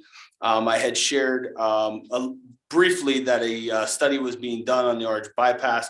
I just wanted to continue that update in that We are finalizing the hydraulic study for that orange bypass. There are a few other items that need to be done with regard to that study before it is completely finalized and sort of able to be distributed. One is a study on how the bypass would or would not or may potentially impact any wells that the city of Orange Township has in South Mountain Reservation. A concept plan as well as a cost estimate for that bypass. At first glance, it does appear that the bypass will have a should it be done, would have a fairly significant impact on stormwater and flooding in the downtown. Again, this is a forecast-based release method, and this was something that was developed by in the Mayor's Rahway River Coalition, however, and reached consensus with all the communities within that coalition. However, the Army Corps of Engineers would not take that project on because it was forecast-based. So that has been sort of taken up by the Mayor's Rahway group to look at more as a local project. Alex, does that mean that the Army Corps is not looking at that? That And what- particular solution? No. So they are, when they do their study, they're gonna come in with some other Correct. solutions. Yeah, we from the Mayor's Rahway River Coalition, all the communities have been asked to share what they've done, what they're planning on doing as a result of Ida and various storms, and also, you know, any pictures and documentation of the damage, which is being provided to the Army Corps of Engineers as they restart, I think is probably the best word for it, sort of their process when it comes to looking at flood mitigation efforts and projects within the Rahway River Basin. In that group has now sort of expanded to include Westfield, Garwood, and Clark, as well as the other communities that were originally part of the Mayor's Rahway River Coalition. The idea is that they've gotten approval from the federal government, but now they're looking to they need to create an agreement between them and the DEP, who is the state sponsor for the Army Corps. And we still anticipate having some movement, hopefully by the end of the year, and potentially some discussions with them. But yes, they're essentially starting over. And that group that is expanded, that's just an informal group, or Well, because yeah. the coalition, which is, I Well, always thought it Garwood, was a yeah. council, Yeah. because it has so many names, the Yes. coalition, with the new communities that are involved in it. That coalition was formed and all the towns pay money into it. So this other group that's gonna be working with the Army Corps, what is the structure of that group? Well, I wouldn't be so sure that they won't eventually be, I mean, this is the first that this has occurred. So I wouldn't necessarily assume that they wouldn't be a paying member, quote, of the coalition or the council. But at this point in time, they are not. Right, no, so I'm just wondering, is the coalition just expanding with these other communities at this point? Or is some other group have to be formed to then work with the Army Corps? Because if the Army Corps, No, I don't think so. no, so it's always gonna be the coalition. Yeah, but In its the Army form. Corps has asked these additional communities to be a part of the discussion. Okay, I understand that, but like, and at some point, if that moves forward, they'll come into the coalition. Yeah, I would assume so. If the coalition is continuing to spend, like if they continue to spend money on things that are going to impact Westfield and Clark, Garwood has already joined Right. the coalition. And then when the Army Corps comes back, are they gonna come to each community? Or to talk to each community, or they're gonna have just a meeting with the coalition? At this time, as I understand it, would be a meeting with the coalition. However, this is very much in its infancy. They don't even have an agreement with the DEP, and there's been And very then, little so the discussion. Army Corps is waiting on that agreement with the DEP before it comes back to meet with the coalition. Correct. Got it. Thanks for clarifying all that. for me. I don't want to steal anybody's thunder, but there is going to be 2 information sessions on the pedestrian improvements at the Short Hills train station. One on 10/26, that will be here in Town Hall from 6:30 to 8. And another one on November 1st. That will be 12 to 1:30. That will be on Zoom, and it will be recorded and posted to the website and all that good stuff afterward. The last thing I wanted to address was at the last Township Committee meeting, the Township Committee had asked me to look into the cellular consultant area and figure out whether there was somebody that might be able to assist us in not only an ordinance or ordinances with the township, but also help with RFPs or macro sites that may be solicited from the township. And I had provided the Township Committee some information on a gentleman named Peter Lupo, who is actually only does municipal work and works on this side of the space. He has drafted several ordinances for other communities, both 5G, 4G, and has helped them through any RFP process that they have for macro sites. Peter has, again, worked in probably 40 plus communities at this point. He used to work for 15 years on the carrier side, and then decided that he would look to be in the space on the municipal side. He is an attorney, and he has provided us some information if we should decide to retain him to assist us in drafting an ordinance that would work toward 5G and 4G protections to the extent that we can as a municipality. I think as we've explained or may have explained, or people may understand, that there was a rule change with the FCC that pretty much doesn't allow a municipality to do much in terms of controlling the expansion of current sites, as well as small cell technology for the expansion of cellular networks. But I think Peter has been in this space long enough and is experienced enough to assist us in navigating those. And so was just wanted to report on that. And certainly if there's a desire from the Township Committee for me to pursue that and pursue that proposal that he has provided us, I'm certainly happy to do so. Those are my reports. Can we add Christine Best, or can we introduce the two so at least Christine Best can give her inputs there? Well, I think I suppose you could. However, I think that what we're looking at this point is to provide what we can do as a municipality, and certainly then be able to present what we've come up with to Ms. Best so that she can maybe review that, the community can review it and have some input. But again, there's not a lot that a municipality can do when it comes to 5G and 4G technology and the expansion of cellular networks. But this would be to potentially have a new cell tower in town. But all those Yeah. things, And ordinances, right. Well, I think ordinances, and also the RFP and any macro site that we may be looking at or potentially considering. He would help with that because he has the experience on the carrier side as well as the experience on the municipal side as an attorney. I think we should absolutely retain him. I think we should.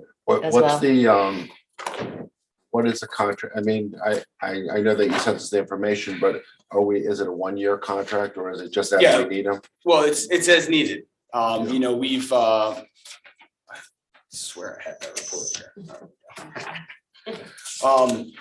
It would be as needed on an hourly basis, and you can you establish a not to exceed in terms of the services that we need.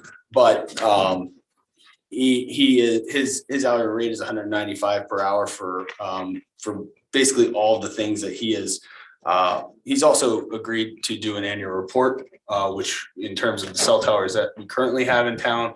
And he had mentioned something to me where he would provide a map where you can hover over and find out the last report of that cell tower and things like that. So again, just very, very knowledgeable and experienced in the space. Okay. And would he also provide like what our coverage is, like where we're lacking coverage, where we have coverage, like where our short spaces are? That did not come up. Okay. Not Yeah, you can always ask. but- Alex, one last question. Would he be coming to township meetings if we wanted to question him on as we work through Of course, proposals? yeah. So he'd be here. Yes. Okay. And is there Be a like price another professional for for this. Yeah, his okay, great. proposal, his first one, or like, I'm sorry. is there a price? No, it's hourly But and we did he haven't give established any it not to, kind he of- did not establish it not to exceed at this point. So then it seems like we have consensus for you to Yeah. go back and So we have should further have a do conversation. not exceed amount and then hire him. Yep. Terrific. That's great. Thank you, Alex. Thank You're you. welcome. Thanks for doing that, Alex. Mr. Marizzuti, do you have any reports for us this evening? I don't have any new information to report on any matters that I'm dealing with. Okay, thank you so much. Ms. Purpose, do you have any reports for us this evening? I do. The citizen committee on affordable housing. Alex and I spoke briefly about what we think this would look like, and Wall Township has a committee. And so Alex spoke to the business administrator there, and I wanted to run this by the rest of the TC. So we thought that there could possibly be either an 11-member board or 13-member board, which would be a resident from the Glenwood, Deerfield, Hartshorn, South Mountain, Washington, not, All the schools. all this, yes, but, yeah, Washington. Okay, so all the schools, either 1 or 2 Board of Ed reps, 2 TCs, Steve Grillo, the director of Explore Milburn, we thought because there's somebody to like kind of to represent the commercial business district, and then Alex. So the question kind of wanted to pose to all of you is, do we do 11? Do we do 13? Do you have feelings, thoughts on that? Additions, subtractions? I wanted to actually put this on for new business. This is another point I just want to bring up. So Columbus Day fell on a Monday, and normally we have to have our agenda items to Christine Monday, 3 p.m.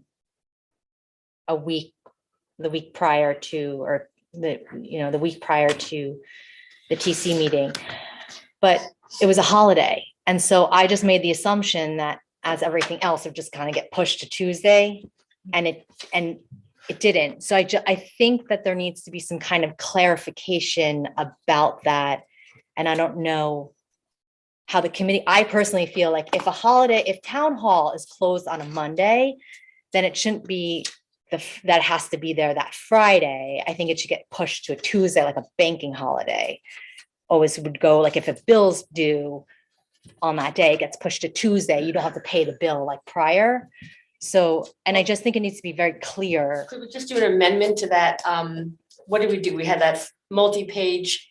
The rules. The rules. Which- No passing. The rules. No passing. But if we could just put an amendment that if it's a Monday holiday, then you have till 3 p.m. on Tuesday to get to Yeah. town clerk your agenda. Right, items. or then it should say it has to be the Friday prior. I think it should go to the Tuesday, but if the rest of the committee thinks it should go to the Friday prior, it just needs to be written, clarified somewhere. What happens? What? Your microphone's off. That's for the following week. For the next, that's for the following week. Yeah, so there's a Monday at 3 p.m. deadline, right? Does everyone, Yep. right? Yeah. For If agenda. Monday is closed because of a holiday, as it was this past Monday, right? Not yesterday, but the Monday prior. So what do you guys want to do? I just think we need to like make, If you would put it in on that, if you would just put it in on that Monday, it would have counted? that's what she said. So Oh, I put okay, it in okay. Tuesday morning at like 7:30 or Oh. something, because I was like, no one's working at town hall. Town hall is closed. But because the rules read, I'm just trying to get this straight in my head. Monday at 3. So So if you- Christine said to me, oh, you should have got it to me by Friday at 3.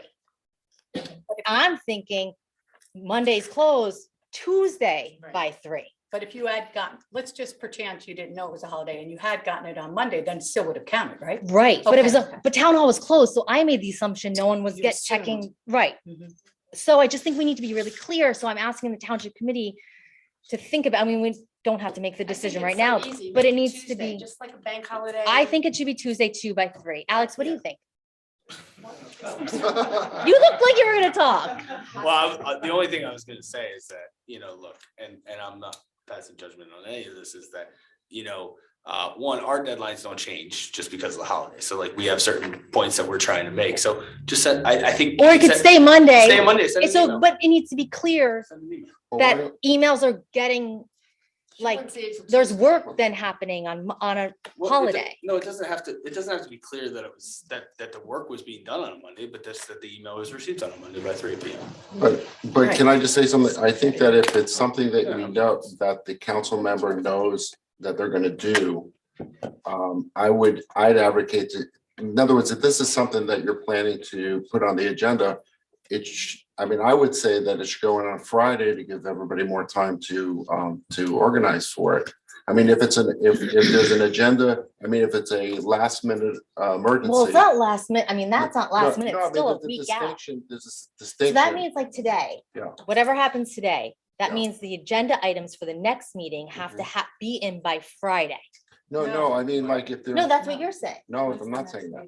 What I'm saying is that if there's a holiday on Monday. Because it would be Monday. It's Well, Monday. if The there's a deadline right hol- now is What Monday. I'm saying is that there was if you knew there was a holiday on Monday, that maybe, and this is something you're working on, maybe it should go in on. That's the fine, Friday. but it should just be clear so everybody knows. We're gonna have new I mean, people why- up here next. I mean, we just need, to- and if it's, Getting everything on so early from But everyone yes. else. yeah. Oh, she gets it that. So Christine told me that, and I Not didn't, just the TC, I didn't know other this. department heads too. she's getting it Friday. So like today's our meeting, Tuesday. We have a meeting in 2 weeks. Christine gets everything. Yeah. Oh, well, in let's this just say case, normally say it's 2 weeks. Yeah. Christine gets everything by this Friday for the following meeting. some things already. Like you're constantly Yeah, working. yeah, on the yeah, next no, but agenda. that's her deadline for department heads. The TC has to get it to her by 3 PM Monday. on Monday. Right. So I ran into a situation where I made an assumption and it's fine, but I just feel like it should be clarified. So like if in the rules, then it should say 3 PM including holidays, Well, I think including when town hall is closed. again, I just think it's as simple. You as- think that that's just the norm, that's. Well, no, I just think it's as simple as sending an email. If you have something by 3 PM on Monday, then it's the same concept. You get it by 3 PM on Monday. In most cases, you're working on it first thing on Tuesday morning, right? So like if you have an email and it's received by that time, I just don't necessarily see the complexity in it. If it's. I mean, Town hall was guess what- closed. yeah, I guess what It's Tara's okay. asking- It doesn't matter. No, I'll never I'm do it just saying- again. I'll never do it again. It's all right. I don't care. Let's go back to your. So, yeah, let's go so back that's to your- fine. So that's your fine. Committee. So, I guess, so the idea is to get feedback and figure out how we want to proceed with setting up this committee. And if anybody has any other ideas about who would sit on the committee, because we want to see this committee. So interest forms are out, right? Oh, here's a plug to volunteer for the township. The interest forms are out on the township website. And we want to add this, right? I mean, everyone agreed that this is an important committee, so we want to add it. So we need to know what it's going to look like. And we can do this by resolution, so we don't need to do it by ordinance. So we could have it on for like the first, if we wait till November to clarify what it's going to look like, and then we could put it on the list in December by resolution. So we need people to start putting in their volunteer interest forms so we can start reviewing them. An interview. And that would be a full township committee appointment, not a mayor appointment. This would be a township committee appointment. I would say that, yeah. Okay. As a resolution, so Right. sure, so that's good. So I guess I'm gonna just, if you have any alterations or you want to see other people on it, or if you have feelings about it either being 1 or 2 Board of Ed members, then Well- think about it and, yeah, Yeah, so, because then we're gonna have, who can do write up a resolution? Yeah, we'll take care of it. Okay. Between Joe and I. Yeah, Right, you so can do that. just, I was gonna just recommend also if there's a way to also invite the environmental commission. I mean, I think that from some of our work, there's definitely an environmental component to this. And it would be great to, then it to would be invite- the chair. Or potential. somebody that they Or decide who to designee, give. or, yeah, I mean, I think environmental, and I think that in with our current agreement in mind, there are a lot of environmental concerns going forward, and that could be. I think helpful. that's a great idea. So then we you. do, so it doesn't get too big. Do we take one Board of Ed rep out? Well, and can I just say one other thing? Yeah. And just one other comment. So when we invite, just from past experience, and I don't know, I think that the Board of Ed would be a central, have a central interest in this. But when we went through this before and we reached out for Board of Ed, they had a discussion with their attorneys and they declined on us. So I'm just saying there's a chance. I mean, I hope they join because it'd be good for the town. But I'm not so sure that they would take this up, but I hope they do. What you're gonna say? Well, just a point of clarification, I don't think this is a negotiating group. This is a group that is Yeah. dedicated towards communicating. So I think their issue might have been the negotiating part. So this is Yeah. a little bit, yeah. Yeah, I mean, I hope they do participate. That would be great for the town. So Tara, what would their role be? It's not gonna be part of the negotiating. So what Well- would they be tasked to do? That I'm not exactly sure. I mean, I think that's part of our conversation that we need to have on, and I think that they need to be, well, Alex and I talked about communication, right? Right. So that we're not in a situation now where people aren't aware of what's going on. But I'm also open to other ideas, and I think that they have to have some direct line to whoever is, I mean, I think they need to be maybe they're not the ones sitting, talking in the actual negotiating room, but they have to have some line of communication to the people that are. Like perhaps they would be the ones who would hold a town hall and get residents to talk to them versus talking to us. Absolutely. This is something Yeah. around how the flood, our other Right, committees exactly. work. How do they do it in the wall? So my understanding in speaking to the administrator is that it was constituted very similarly, that they have a member of the Board of Ed, they have 2 committee members, they also have a member from of the public from various areas, that their mission, is focused. It was based on communication and being able to receive information and communicate information out to the public. And that was the crux of it, in particular because their group was started prior to even, before the court process. So when COA was in existence, and it was very quiet from what I understand during COA. There wasn't a lot going on in terms of what the municipality's actions were and what they were doing as well. And then once the court process took place, then that ramped up. And I think that it was focused a lot on communication. But I'm happy to share the ordinance that established it with the committee so that they have some understanding of what the purpose and understanding was behind that, at least. But I think, some of it that what Ms. Prubis and I talked about was also, there's going to be some that you're going to establish. You have to definitely establish some guidelines, but then some other things that will be maybe recommended by that group as well once they get together and have some discussions. And this is going to be an advisory group, right? I mean, it's basically a citizens advisory group. And one of the things that we went through before that I think we should also include is that people, the people that are going to be appointed, that you guys, that you as head of the committee, that there's clear conflict of interest in terms of who you appoint, and that confidentiality in terms of your discussions, not in terms of the public or anything, just to make sure that you get what you want, that your discussions are held properly. I'm not advocating for, I guess I'm not trying to say that it should be confidential in any way. I just mean that your members should, act as team players. I'm also wondering, to Yale's point in the audience, are we gonna have, does anyone mentioned from the business community? We had, Commercial property owner? right, so that was something Alex and I talked about, but we thought maybe the best route to go with that was to ask Steve Mhm. Grillo And he to- would meet with them? no, to sit on the board as the representative of the commercial businesses, so he would be kind of overseeing.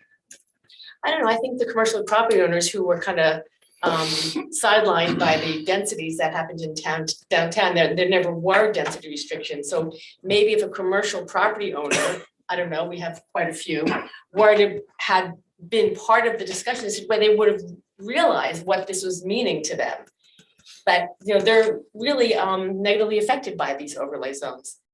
So I think you should have somebody representing not just Steve Grillo, because he's a broad representation. I think that's what we need, the broad Well, representation. I think we should hear from the people who, you want to hear from the residents who are being affected. You want to hear from the commercial property owners who are being affected. My opinion, you know. I'm But just- you also don't want to, you know, as the liaison to Explore Milburn, I mean, I also am concerned that, you know, we don't want to politicize Explore Milburn, you know. Their mandate is to assist, you know, businesses as well as the residents in the township. And a lot of you know, a lot of flood mitigation, as we found, as we went through this last year, you know, was very political, you know, there was a lot of, you know, arguing about issues. I mean, we don't want to politicize, you know, Explore Milburn through this. I want to make it a. So are you saying there input. should or shouldn't be somebody representing the commercial property owners? They should represent themselves? I think one representation, because they didn't Well, get that I'm in not flood addressing mitigation. commercial property owners. I'm just talking about Explore Milburn right now. I just wouldn't want to see Steve politicized with all of his responsibilities. Perhaps we can also speak to Steve and see what. Yeah, his we don't thoughts even are. know if he wants to, so this is, Yeah. so this will be It's just my on input. for new business in November 14th. And I think that also want to hear from all of you about what you think, who should be sitting on this committee, so you can send an email or speak about it during public comment. So that was one thing. And then the other thing that I wanted to put on under old business, which when is the compliance hearing? What's the date? October 26th. Okay, so 10/26. So was that and I know this, we've talked about this all year now, but I really think that we have time and we should have done this months and months and months ago. And in listening to the Civic Association's forum, everybody who wants to serve this township thinks that we need new professionals and that nobody's happy with the agreement. So I think that, again, that we should fire Ed Buzak. We should go to the judge and ask for an extension. And I think that I want to put that motion forward again. And I'm really tired of hearing that all 5 of us voted for it, because I cannot make it any more clearer to anybody that since last December, I've tried to get us to change the course that we've been on all year. And I think that there's still time to do it. So we can go to the judge, we can ask for an extension, we can get new representation. And whoever's sitting up here next year, it's pretty clear that me and the 2 of them are gonna wanna do it. Go So for it, Tara. what? Go for it. For the motion to do that? Awesome. So I would like to put the motion out there that we fire Ed Buzak, that we go to the judge and ask for an extension. And And you will take the lead. yep. And that Diane and I sit on this and usher this out through the end of the year. No, you will take the lead next year too. That's fine, but I said for right now, that is my motion, that Diane and I will Look, with usher this all out. the We will odds- fire Ed Buzak. We will ask for an extension Put RFPs out. for and we'll everybody. put our RFPs out. So with all the odds, again, all the odds. This has where been- I feel, again, let Yeah, me yeah. just please comment on it. Yep. With all the odds that I've seen, and I did the same thing on CrossGuard too. I wanted to vote for it. I did not vote for it because people did not want to change or want. But it was did not such a want- great Can I success. finish? Yes. Hold on a second. Don't jump the gun all the time. Let me finish first. So with all the odds, again, I changed my decision because community kept saying that we should change or we should not change. I heard from a lot of people. Here in this term, I've heard from everyone wherever I go that we should go renegotiate. Whereas I feel it is not going to be any beneficial, but I will go with all the odds and I will support you for that. Why don't you go make the motion? And it's a yes from me. Okay, so let me be very clear. Tonight, we are firing Ed Buzak. Can I ask you one question about that? Before We- I do have a question. I Hold- just have one question. Yes. Then you can continue. Yeah. It's your place to. All the professionals that work for us. We direct them, do we not? Ed Buzak told No, no, me no. that he would quit if we went back, that he would quit. So He what- said that to us. So what I'm saying to you is, this is my own opinion. If they work for us, we direct them. We pay their That salaries. was not him saying, he was gonna quit on us. I understand. So I think you give him that opportunity to do that. If Sanjeev, what I'm trying to say is, he works for No, us. He no. works for us. And it is our job to tell him what he needs to do, just like it I'm is. hearing you with open mind. I think you should hear that too. But again, totally Yeah, your all I'm call. saying You're to going you to is, lead it. So, If he- well, hold on. So what you're saying, Maggie, let me just make sure that I hear what you're saying. You're saying that we are going to go to Ed Buzak and tell him that we want Ed Buzak to go and ask for an extension And renegotiate. and to ask for an extension because He works for us. oh, well, that was not what, that's not. But that's what- his choice then to turn around and say, Ms. Prupus, I've said that I will then quit, and he does. And Wait, then we wait, have to get Sanjeev, where are you counsel. going? Nature's call. Everything's on hold. Yeah. Do you see what I'm saying? All I'm saying to you is, since he said that, I'm saying to you, these professionals work for us. They work for us. We pay their salaries. And so Right, but so You could all direct year, them. for You a can direct year. I mean, you could direct them. you to- can A direct him, year. but you can direct him and say, Mr. Buzak, I'm in charge of this, and this is what I want you to do. I want you to go back to this new judge, new But deal. it I want also you- has to be a full committee, like at least it has to Could be I just three make a, could people. I just make a point saying- for a Hold on second? one second, Joe. Let her We're finish. getting confusion here about what's on the Oh, tape. what- There's interruptions. We should finish a sentence and then have another sentence and keep Maybe it, Okay. we'll All I'm let trying to Sanjeev say keep to this you, clear. right, what I'm trying to say to you is, you have support from the township committee to go back and renegotiate the deal. I'm saying to you, Mr. Buzak works for us. You direct him as to what you want him to do. That's what I'm telling you. You don't have to fire him. You don't want to go into a meeting at the moment if this doesn't But work. but where he the- said to me, Then he let him say said it to you. me, Then let him say it again. you were there. Let I him mean, say it he again. absolutely said to me, But you would I'm be- saying we're not going to fire him from here, but you control the process and you go back to him and say, Mr. Buzak, but this why, is what we but want you to I'm do. not okay with the conversations I've But you had don't with want to Ed go back Buzak. without but an attorney. You don't want to go back to the courts without having an attorney. Why? Why can't we go back and ask for an extension? It's We, not- do- we do We not have wanna our an attorney. We do want to have. an Well, attorney. obviously, Close this session. This is not appropriate. do we need to close the session? Mr. Okay, Marizzi, do I you're call the for a attorney. closed No, session? the- I would like to, like, if Hold on. that's It what it does not is. need to be a closed session. There's a motion on the floor. Well, I'll pull the Right. motion back Oh, if all we right. could go into closed I'll session go. to talk about it. It's a All good right, idea. So the motion's off the table. go And, into closed and if there's a desire to go into closed session, Let's. to talk about pending legislation, Lit- litigation. And excuse me. also contract negotiations. Yeah, any one of those Let's uh, go into closed reasons. session. There I think it's can a good be a resolution proposed motion? to do that, a resolution Resolution. with a vote, Okay. a roll call vote Yeah. to go into closed session. And the resolution must state the reasons which I just stated in connection with the fair share housing settlement. Yep. And that the contents of that discussion will be released at the conclusion of that litigation. Okay, so there's a That's the resolution motion. on the table. There's the motion. I make that. Do I have a second? Second. Everything you just said. Roll call vote, please. Ms. Prupus, Yes. Deputy Mayor Thal Eglo, Yes. Mr. Vinayak? We're gonna Say yes. go Mr. into Vinayak? closed session. We're talking about going in. Oh, you didn't hear the motion, Oh. don't vote. You can't vote. So we're good. We're good. No, no. Mr. Oh. Mr. Wasserman? Mayor Megan's? Yes. Thank you.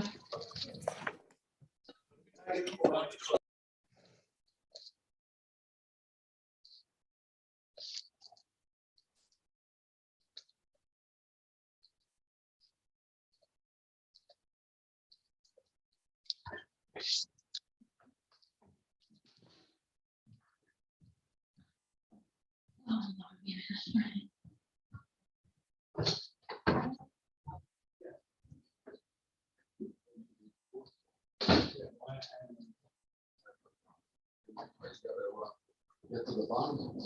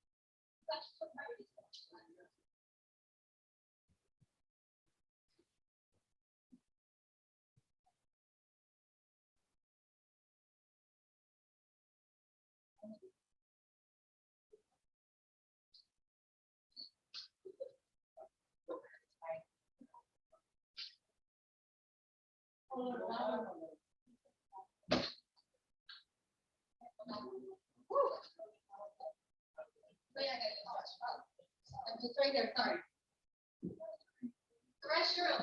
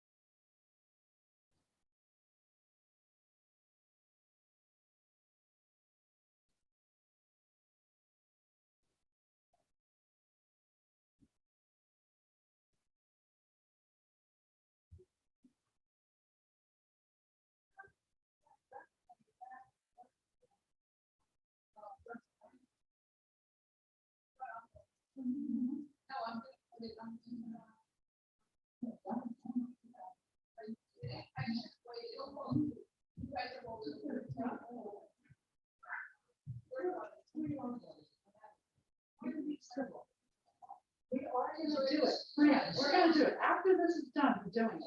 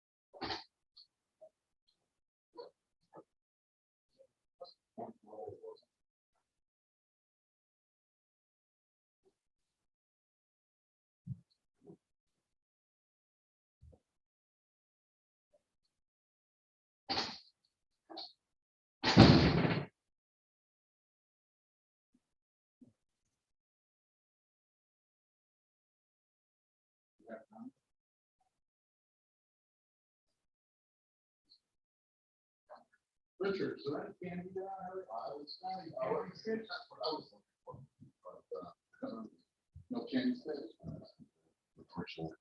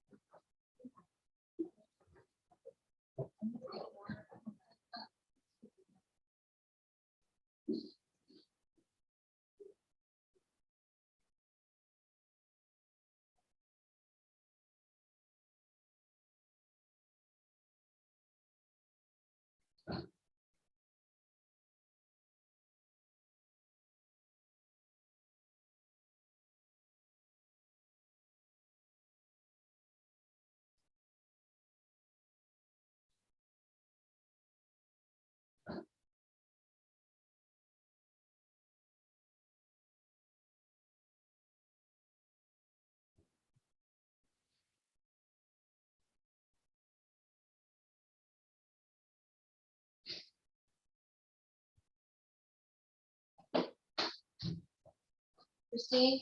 Yes. Oh, sorry. It's okay. Poor thing. Can I give it over to you? Sure. Because I want to print it out. Oh, to print it. Oh, okay. It's all right. You need it because I'm going to give it to you.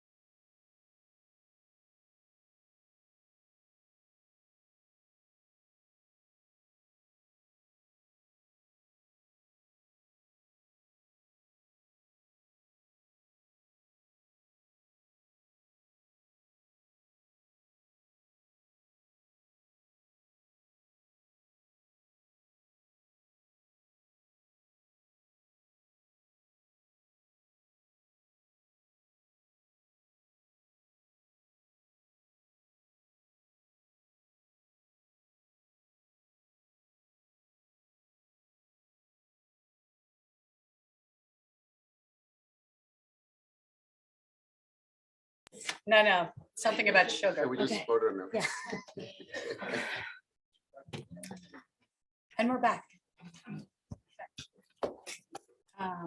We were in the middle of reports. Ms. right. Lucas, I'd like to make a motion to terminate Mr. Buzak's contract. Second that motion. roll call vote, please. Ms. Prupus, Yes. Deputy Mayor Eglo, Yes. Mr. Vinayak, Yes. Mr. Wasserman, I abstain. Mayor Miggins. Abstain. Thank you. Reports. Mr. Wasserman, Ms. Prupus, you're finished with reports? I'm Mr. complete. Wasserman? Yes, Reports? yes, thank you, Mayor. Just on a lighter note, on behalf of Mr. Vinayak and myself as co-chairs of flood mitigation, we'd actually like to invite everyone, all of our colleagues, the township, to our breaking ground on 2 drainage projects in South Mountain. This is going to happen on Wednesday, November 2nd, 819 Ridgewood Road at 8:30 a.m. And the township is about to invest about $700,000 in the South Mountain on 2 drainage projects. It's going to be great, and we're really looking forward to doing this. We have a great team that's worked hours and hours and weeks on this. And November 2nd. Mr. Vinayak, do you want to add anything? Tomorrow is a public meeting for flood mitigation, tomorrow at 8:30 in the morning. And everyone is welcome tomorrow as well as November 2nd. There is a 3rd project that will follow suit next year. There were 3 drainage projects. We had gotten approval for 2, so third will be next year. Thank you. I just have a couple more comments for Explore Milburn. Last Friday, we had over 100 attendees for a gallery opening and mixture at the Suites at 321 Milburn, the town's second and newest art gallery.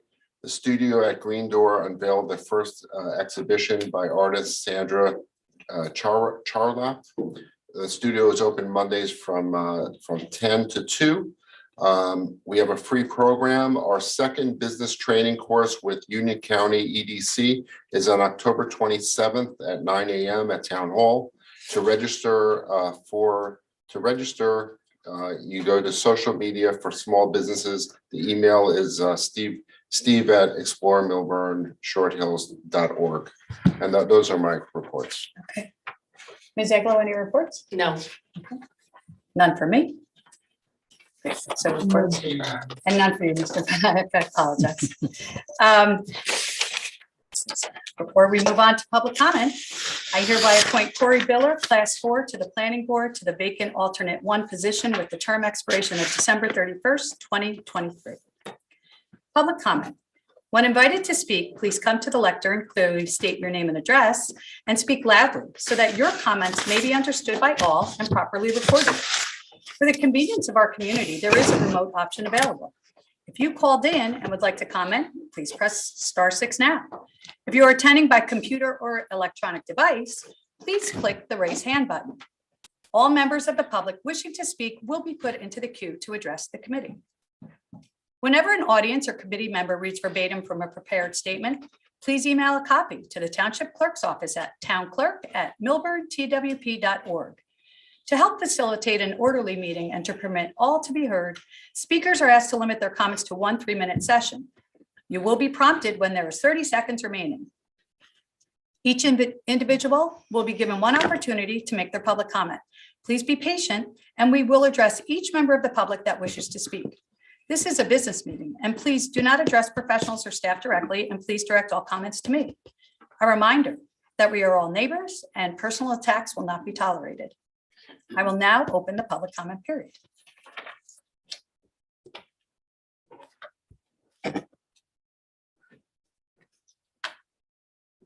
Hi, Ben Stoller, 422 Wyoming Avenue. I want to thank you first for the job you guys do. I know it's a thankless job and appreciate all the hard work you guys put in. And thank you for having former Governor Cody here today. He wrote a great book. I'll try to get you guys copies of it. It's called Be Governor, The Rough. It's a great book. It's only about a 2-hour read or so, but it's a good book. Couple things surprised me when he was speaking is he made a comment. I'm just going to paraphrase. We can go back for the actual language, but he said there's no way ever you would have 100% housing. And that kind of struck a chord for the residents because we've been saying that and pushing. Everybody believes in fair share housing done the correct way, and I think everyone sticks to that. So, I only have a couple points that I have to go for a conference call in Australia, but that's neither here nor there. One is Tara and Miss Iglo and Diane have been pushing hard to put this to a referendum or a vote to the citizens. Why has that not been done yet? And why such a pushback? I know Mr. Wasserman said he's for party, Mr. Vinayak, he's for party, et cetera, but this is a nonpartisan issue. This affects the residents, the taxpayers, and the future of our kids. Two, which is a little timely, all these professionals work for us. Maggie, you hit it nail on the head. They work for us. If they don't do the correct job or what we want, we have to hold them accountable. They all have errors and omissions insurance. Mr. Marizetti, I'm sure, has it as well. So let's hold them accountable for bad decisions or get good information. I think number 4, we've heard from everybody about the fair share housing or the income segregated dump site. The one person who hasn't explained their position is Mr. McDonald. I'd love to hear his feedback on what his thoughts are on the municipalities, on the traffic, on the floods, et cetera, he's probably more knowledgeable as a business professional in this town than just about anybody in this room. So I'd like to hear his feedback on what he has to say in that. And that's it. Thank you for your time. Thank you so much. Yeah.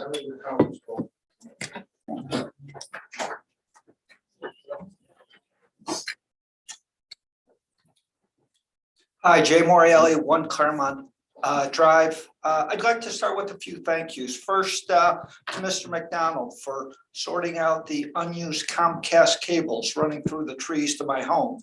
As predicted by Mr. Clifton when he was here from Comcast, after 3 calls over the course of a month to Comcast, I did need to escalate to the township, and then it was sorted out in a few days. So thank you, Alex. I appreciate it.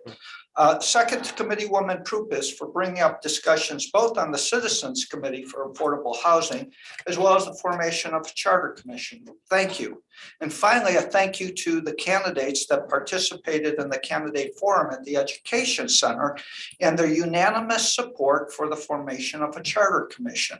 And I'd like to say a few words in support of a Charter Commission. First, the commission basically performs a study that looks at the municipality and determines whether an alternative form of government may be a better option based on many factors. The choice on whether to form a commission is made by the residents in the form of a vote. The only thing the TC needs to do is to put that voting issue on the ballot. Likewise, if the commission recommends a change, that in turn goes back to the voters for a vote for the residents of the township to decide. Why our TC would not want to give the option of a charter commission study to the residents of our town mystifies me.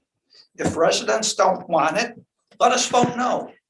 Don't vote for us, put it on the ballot. No harm is done. That's the democratic process. I know that one aspect that has been discussed regarding the choice of government is whether elections are going to be partisan or nonpartisan. By the way, our Board of Education elections are nonpartisan, and the residents don't seem to be bothered too much by that.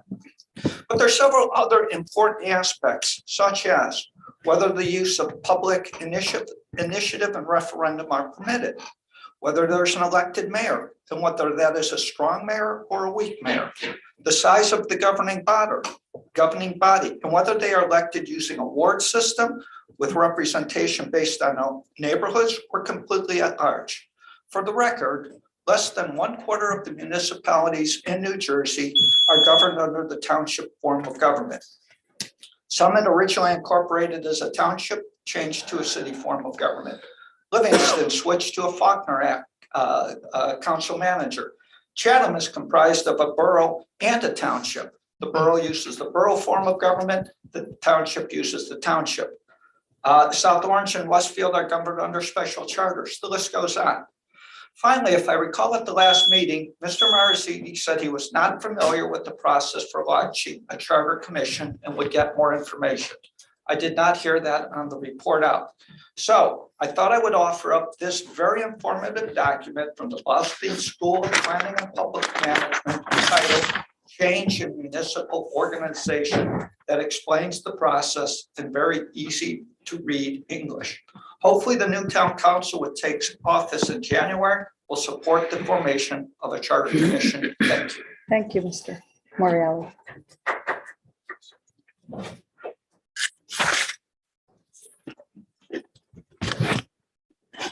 Good evening, everyone. My name is Jerry Kung. I live at 17 Lee Terrace. I think my comments will go over by about a minute, so I hope you will grant me that extra minute for speaking time.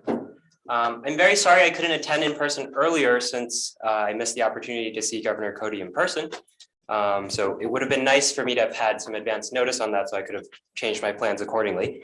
I'd like to thank the Township Committee for recognizing the Millburn Short Hills Chinese Association. As a second-generation Chinese American, I felt that it was very important to plant roots in a community that celebrates diversity. And having this association in Millburn definitely contributed to Frank's and my decision to make our home here. And so recognizing this organization for its contributions to the broader community definitely has great significance, so thank you. I'm gonna switch gears for a second now to talk about everyone's favorite issue, which is the environmental testing at the dump. And this actually dovetails very nicely with what Mayor Miggins said about how our professionals do what we tell them to do. So let's just go back to the remedial investigation report, soil borings SB 21 and SB 23, which are in the known contaminated area. So last meeting, I posed a question as to why SB 21 testing for polycyclic aromatic hydrocarbons, which is the most relevant testing for the contamination at the site, if those would be done and released to the public. So I'm now going to also present some data and what I like to call potato math. It's not really that complicated, but I just wanted to provide a disclaimer in case anyone in the room is allergic to data and or quantitative methodologies. So SB 23 testing for polycyclic aromatic hydrocarbons is only done at a depth greater than 7 feet. So let's give you a visualization since I'm here in person. Here's the asphalt, here's the contaminated soil, and some amount of depth, maybe greater than 7 feet. So let's look back at the documents and see where how deep the contamination goes. 7 feet seems pretty far below the ground, and this is why I decided to do this research. So if you look at the delineated area in the document of where the ID 27 dry industrial waste was in the historical documents that we got from the NJDEP, the contaminated area is approximately 50 feet by 130 feet. It's a rectangular area, so you just multiply the width by the length to get the area, to get 6,500 square feet, or approximately 722 square yards. So we know, based on the documentation, that there was 1,550 cubic yards of ID 27 dry industrial waste dumped on the site. You take 1,550 cubic yards, you divide by the area, which is 722 square yards, and you get a height or depth of approximately 6.4 feet. Okay, and then that contamination was capped by 5 inches of bituminous concrete. So now we take 6.4 feet and we add 5 inches and we get conveniently a little bit under 7 feet. So it seems that testing 7+ feet underneath the soil boring would be just below the contaminated area and would not actually trigger any polycyclic aromatic hydrocarbons. So let's just make sure that our soil boring testing is done properly and we actually instruct our professionals to do the proper job that they're licensed to do. Interestingly, there was testing for mercury done, not for polycyclic aromatic hydrocarbons, but there was testing for mercury done at SB 23 at a depth of 6 feet, which is in the contaminated area. This triggered a excessive amount of mercury of 525 parts per billion, which seems pretty high. It's actually an order of magnitude greater than all of the other mercury testing done at the site. And then curiously, on page 44 of the report, the remediation standard is then computed to be exactly 525 parts per billion. So it's very interesting how this remediation standard was calculated. It's not mentioned in the report, and it's very suspicious that the actual limit is equal to what was discovered. So this seems to maybe be a pattern of backdating or tampering with the data. So there's still too many unanswered questions and red flags as it relates to toxicity testing at the site. And so I have 1 more minute. I'm sorry, I'm going way over, but I think it's very important to discuss this. Earlier in the meeting, Alex McDonald stated that the KPIs indicate that there's a decrease in car thefts, but this is still inconsistent with the incidents that are reported in the police blotter. So according to the KPIs posted, there were 10 car thefts in July and only 3 in August. But I went through all of the publicly posted police blotters and I could only find 6 successful car thefts in July and actually 4 successful car thefts in August. So can we please get some clarity on how these KPIs are being populated, especially because we were going to use the fact that it decreased in July from 10 to 3 in August, where if it was actually 6 to 4, I wouldn't necessarily consider that a decrease with any statistical significance. So if we're going to try to do something with any sort of metrics, let's make sure we're doing things correctly. I did see that there is now a recovered motor vehicle thefts chart, but this also doesn't seem to be accurate because there was at least 1 such incident in July, but currently it shows that there were 0. So thank you very much. Thank you, Mr. Khan.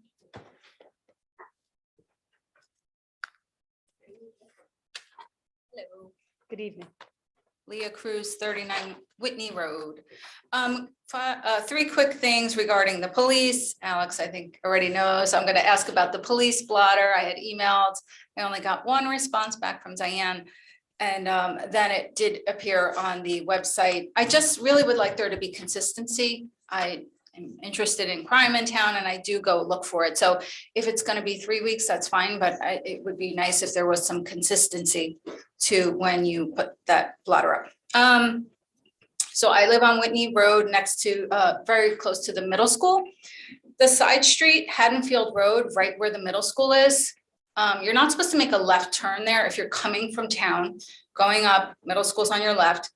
You're not supposed to make a left turn there. I think it's from 2:15 to 4. I don't know if it's because there's so many new people in town or what, but a lot of times I come out of that street around 3:30 to go to my daughter's game at the high school. And I have cars coming at me that I do not expect. So I don't know if we can get better signage or a police car there occasionally, but it happens a lot. So I think people just don't see that little sign there, so. And also I wondered, is it possible to get a digital speed sign on Hobart near the Whitney streets? Because people come out of those S curves and then they fly down till they get to Old Short Hills Road. And I've seen them in other towns where it says your speed is whatever. And if you're doing the speed limit, it gives you a little smile face. Or if you're going over, you know, it kind of tells you, and it's kind of a reminder. I mean, I think we all do it occasionally, we speed, and sometimes we don't need to, so. I You're don't know. saying on Marion? No, on Hobart, Hobart? between Whitney and Whitney, or somewhere between Old Short Hills Road and the S curves. I think it would be helpful if that could be there occasionally. I don't know.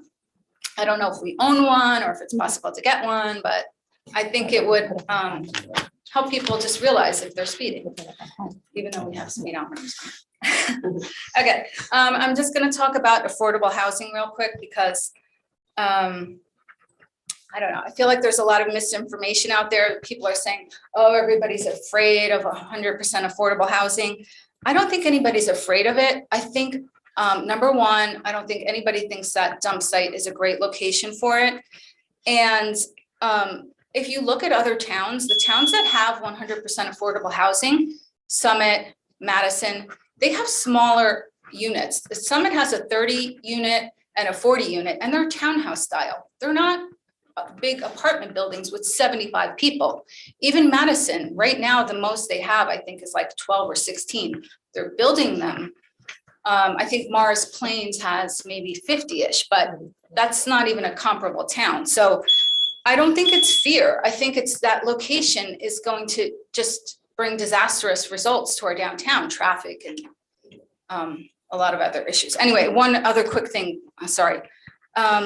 I just would like to understand about the lease at Boxcar. I was at Boxcar about a month ago and I just happened to be chatting with the owner. I was so happy. The food was great. I hadn't been there in a while. And he mentioned his lease was coming up for renewal and he was negotiating with the mayor. That's what he said. I didn't ask. He just happened to mention it. And then I went back.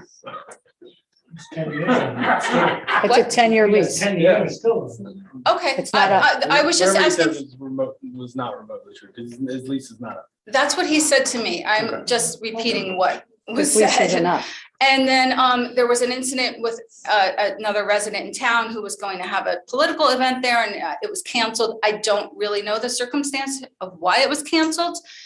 But I just wondered, was there some truth to some political retribution and then, so I went on the Milburn Township website to look. Was it really negotiated recently? And I couldn't find any information. So I'm really just looking to find out the facts. I don't want to accuse anyone of anything, but I couldn't find the information on the website. So if you can point me to it, I would appreciate it. Thank you.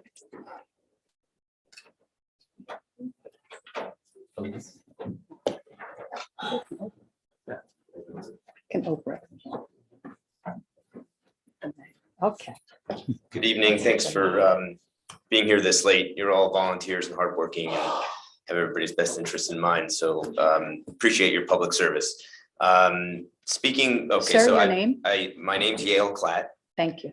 I own 12 Holmes Street, which is a fifth of an acre across the street from Sakura and the train station. Sure. The town council, I believe, is operating under very difficult circumstances because there's litigation and there's governance and the different rules apply. And land use planning is complicated and it's impossible to make perfect decisions and balance all the priorities. So I feel that smaller commercial business and landowners were unintended So it appears that a trade-off was made inadvertently or on purpose, where larger affordable housing developments were allowed. And it might have been something as simple as boilerplate language being carried over into the B4 district, or a trade-off where there were new restrictions imposed on the B4 district, but there wasn't previously any density requirement. There were other limitations that would just naturally restrict development. Everybody basically needs a parking variance. So you can't build what the town planning board doesn't want to be built anyway. There's now 90% coverage when there was 100% coverage. And we're talking about where you really want focused growth development and where you really want inclusionary zoning, so that we have plans drawn for 12 condo units above commercial retail, which is what you really want. And we would have had to provide 3 affordable housing units. A neighboring Asian restaurant did the same thing and spent over $200,000 on their plans. And now they can't do the same thing. So that's just between our 2 properties, and there's countless others that can't address affordable housing in a way that addresses inclusionary zoning and development along transit nodes and where you really want development. So I'd love sanity to prevail and all of the important obligations of Milburn to be promoted, but at the same time, for not throwing out the baby with the bathwater, but for some non-controversial modifications, because these are important forks in the road for what my partners and I decide to do with our property and a few others, and it's going to affect the trajectory of downtown Milburn for decades. Thanks for your time. Thank you. Thank you.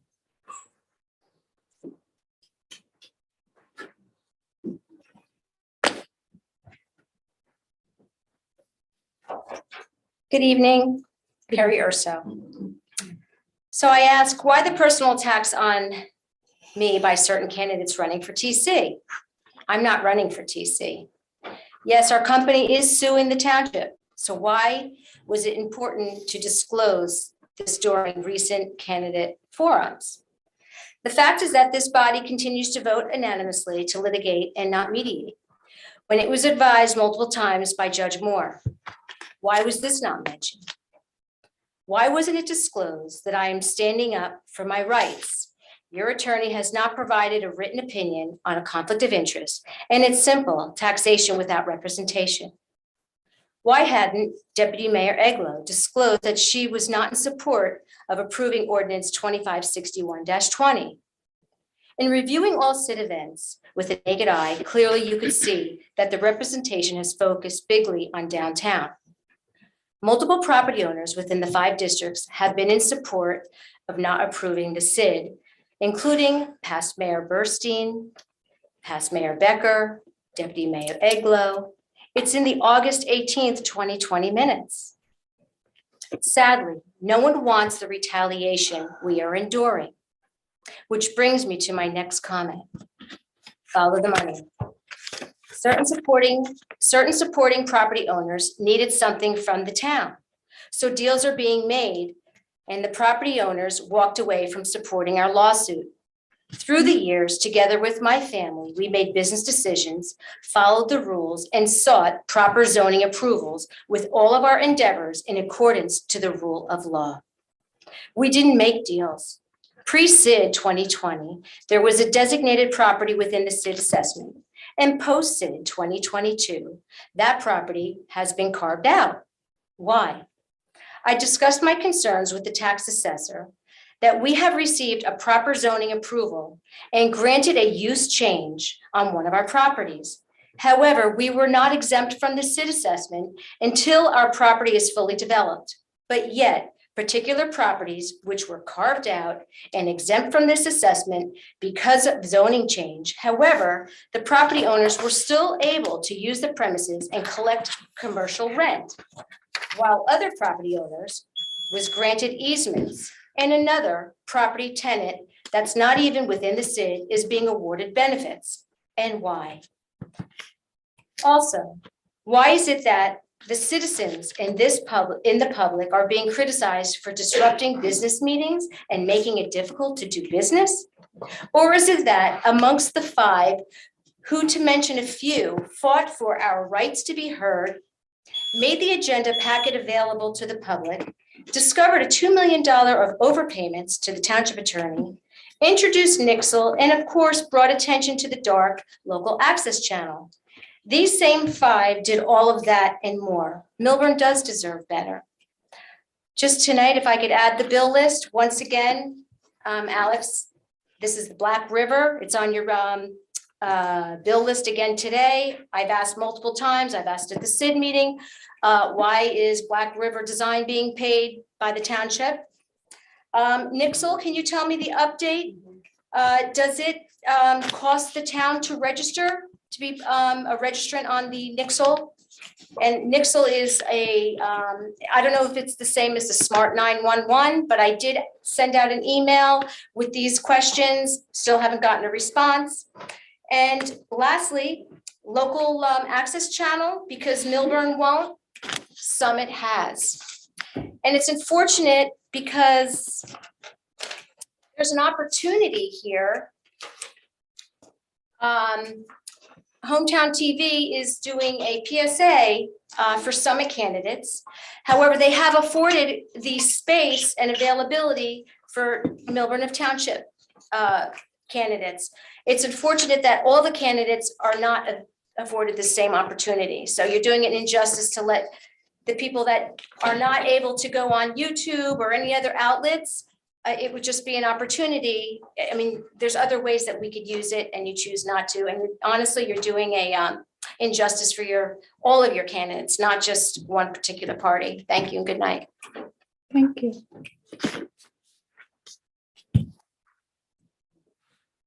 Good evening. My name is Jeffrey Feld, 11 Alexander Lane, Short Hills, New Jersey. Just bear with me because it's been a long day for all of us right now. First, I have like 4 categories. First, I want to give upcoming events. On Monday, October 24th at 9:30 a.m. in Feld versus Township of Milburn, there will be a virtual case management conference. Yesterday, I received a Zoom link. And I asked the court whether I could share that link with the residents so they can watch that virtual case management conference. For some reason, the township's attorney objected for the residents to observe this case management conflict. We've been able to watch various other case management areas. As to tonight, I think we need an update what's going to happen on Wednesday, October 26th at 9 a.m.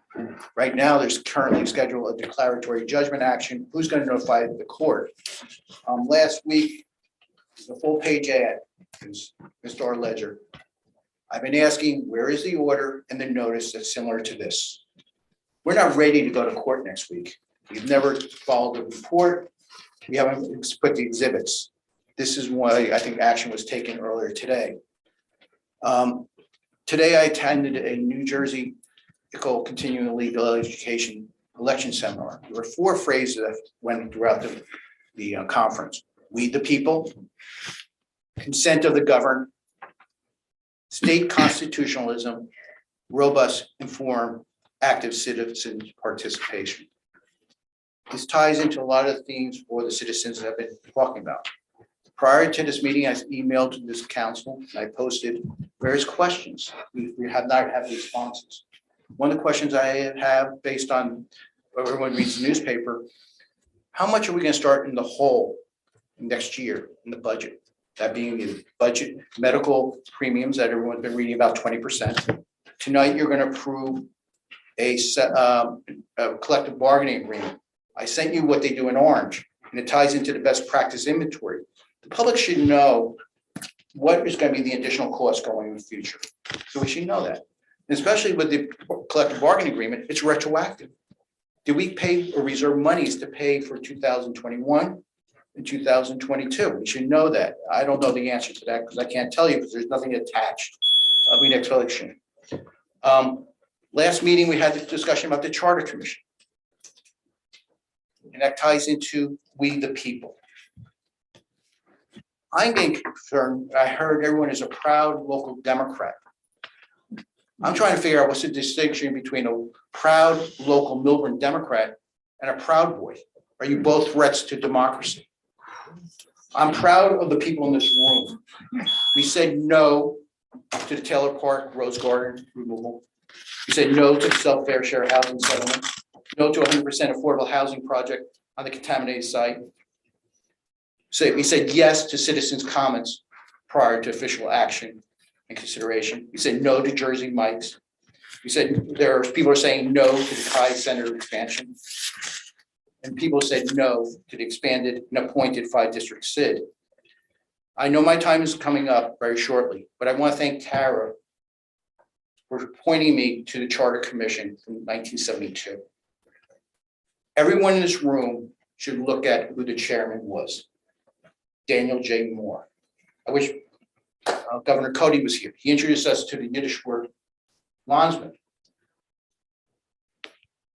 Judge Daniel Moore, at the time he was in the Charter Commission, was just a regular attorney. Eventually he became a United States bankruptcy attorney. He made me the attorney I am today. He's watching us tonight. It's because of a case. Judge Moore opened the United States Bankruptcy Court on Columbus Day to handle a bankruptcy case. He said, I had a list with 5 properties in the Pavlori case. I was representing the trustee. Judge Moore, his wife was confined to a wheelchair. Every hour he would go to make sure she was right, but he stayed there until he liquidated the properties. Because of those actions that night, I met Leroy Jones, Ted Stevens. Leroy Jones, who's he today, folks?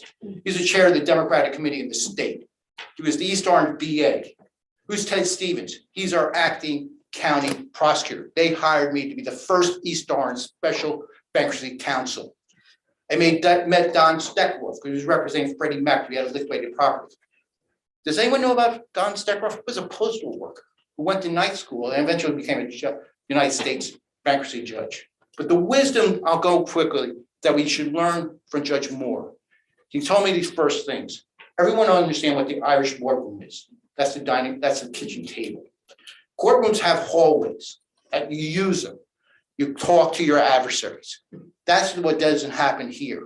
But I think the community needs to understand what Judge Moore was doing, what he believed in the citizens that had the right to be heard. He was a great man. My career is based on what he taught me how to frame issues and speaking truth to power. Thank you, Mr. Fell.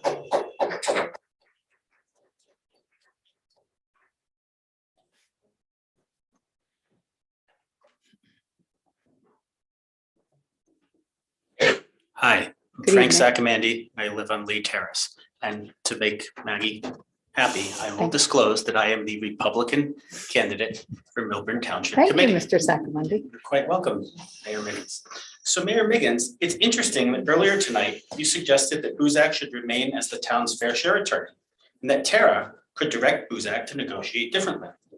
So does this mean that you and Richard directed Buzak to put together this dumpster fire of a settlement agreement? Why didn't you direct him to fight for Milburn? Also, Mayor Miggins, since you said that our professionals do what we tell them to, is it correct for us to conclude that you instructed Mr. Buzak to lie to our community regarding the confidentiality of the agreement prior to its authorization? If not, should we go after him for malpractice and seek to claw back all of his attorney's fees for all of the damage that he has caused our community in the past year? Also, what will you do to ensure that a new attorney won't lie to us like Mr. Buzak did?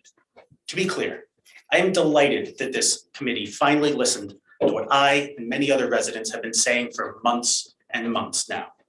You finally voted to terminate Attorney Buzak. That's great. What I'd like to know is if you're also going to listen to us residents and commit to renegotiating the agreement. Will you ask the judge to adjourn the final compliance hearing? Will you write letters, like many of us residents have, to the judge and let him know that Buzak misled you? Sure. Sorry, the new one.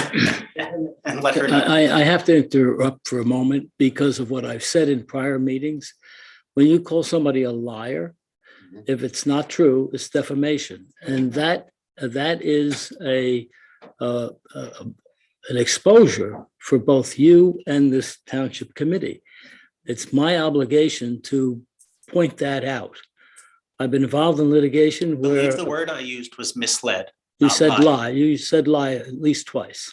So I just caution you, and on behalf of the Township Committee and the Township of Millburn, I have to make that point because I've been involved, I represented a Board of Education that was sued for defamation because they read an editorial that the plaintiffs felt was libelous. So it is an issue having to do with this township as well as the speakers. Truth is the ultimate defense against defamation. That's right. And that's, I did say that. Firm evidence that Mr. Buzak on video said that the court ordered that the final compliance, that the court ordered the settlement agreement to be kept confidential until after it was voted upon. The members of I the have township made committee. I have made my Okay, point, you made and your you can continue with that warning, but this Township Committee is not engaging in supporting that statement. Sure. Excuse me, Mr. Feld, So please. let's see where I left off. So is Buzak going to be terminated from the planning board as well?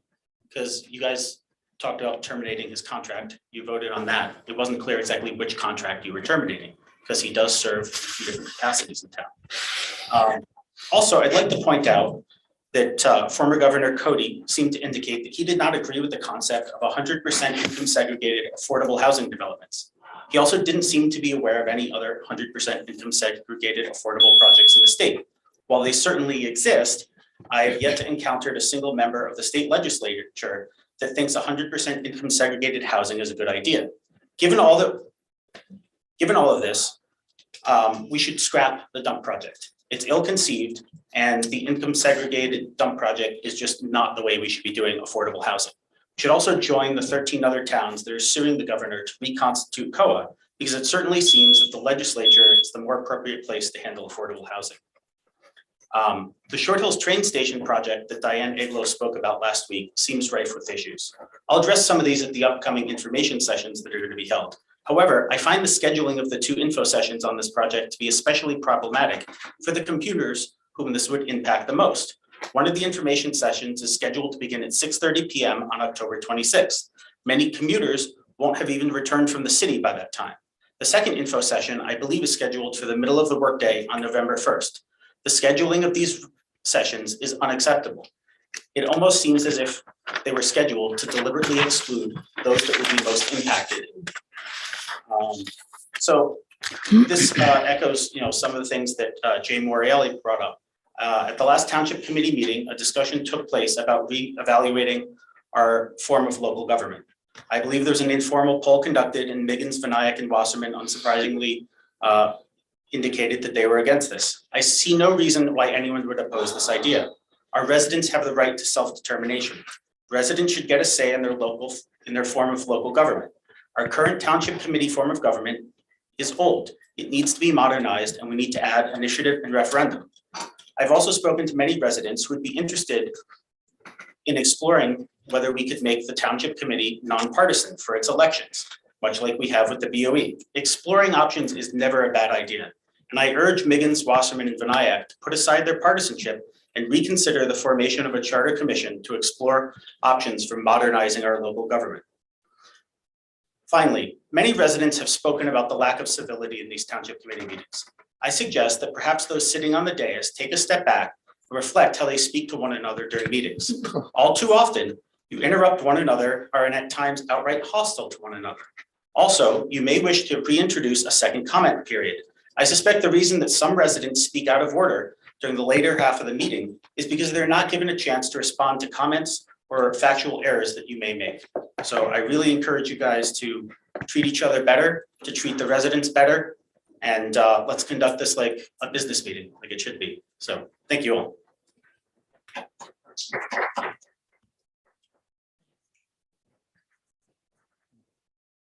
Jean Pasternak, 342 Hobart. Can you imagine what Frank and Oyen will be able to do when they are elected? Their brilliant research woke up this community, and now tonight, the stubborn third TC members vote to begin long overdue corrective actions on this disastrous fair share agreement came to fruition. Thank you for your hard work, including Jeff Feld as well. The theater you conducted earlier tonight is an embarrassment to our town. Your party and candidates have offered nothing to voters, so you coincidentally invited Senator Cody to show up here just before an election, and he promises Milburn $2 million. It's our tax dollars, not his money, that we send in tens of millions to the state and county and never see a dime, which all of you agreed last meeting.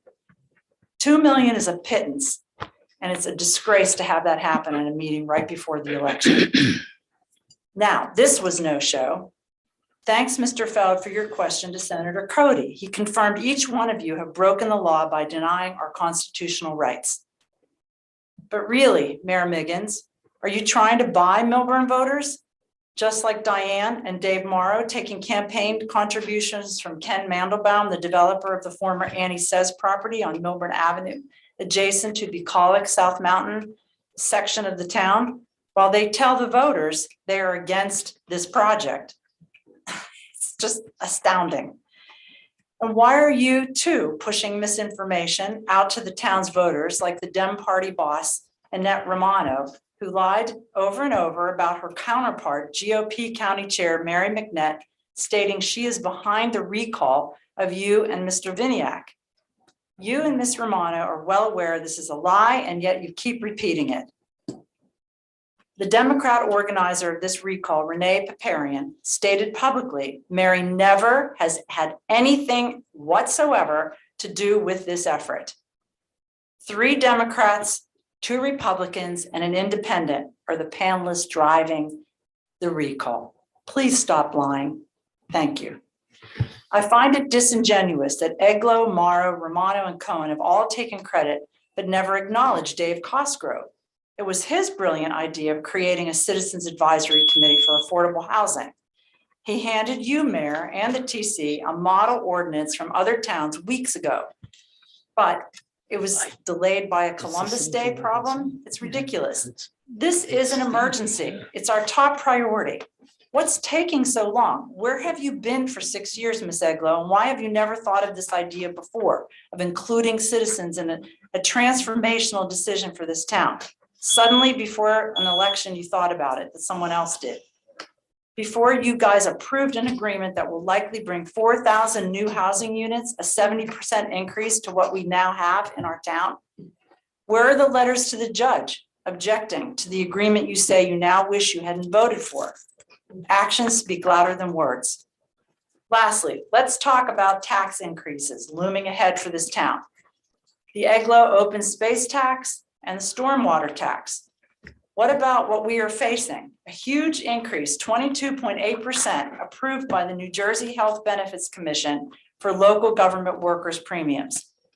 We focus on ball field lights, cricket pitches, a new town hall, while we have a tsunami approaching with a big increase in healthcare costs.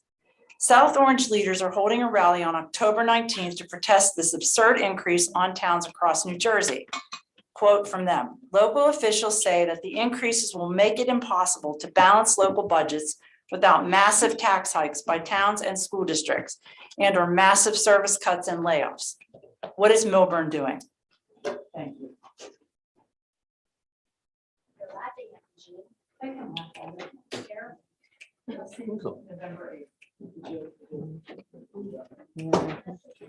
Hi, Dominic Urso, 521 Milburn Avenue. I just want to point out respectfully, you are gone a lot of the meeting, yawning in the bathroom, whatever you do. Thank you. You're welcome. It's very rude. I don't think you should be allowed to leave when people are talking because they're saying things of their feelings before you vote on stuff, and you're gone a lot. You're welcome. It's very rude. And how some of you, your facial expressions and the things you say about people, that is why they feel in such a way about you all, because it's unprofessional. So I want to note that you're gone a lot. It's very rude. You are very rude. And secondly, the times when I can't attend in person, I think it's a good thing you guys maybe input during public comment period that you mute your mics, because you're shuffling papers and coughing and drinking the water, and that picks up from the Zoom. I think that's a respectful input for everyone. It's distracting, and I think you shouldn't do that. So thank you.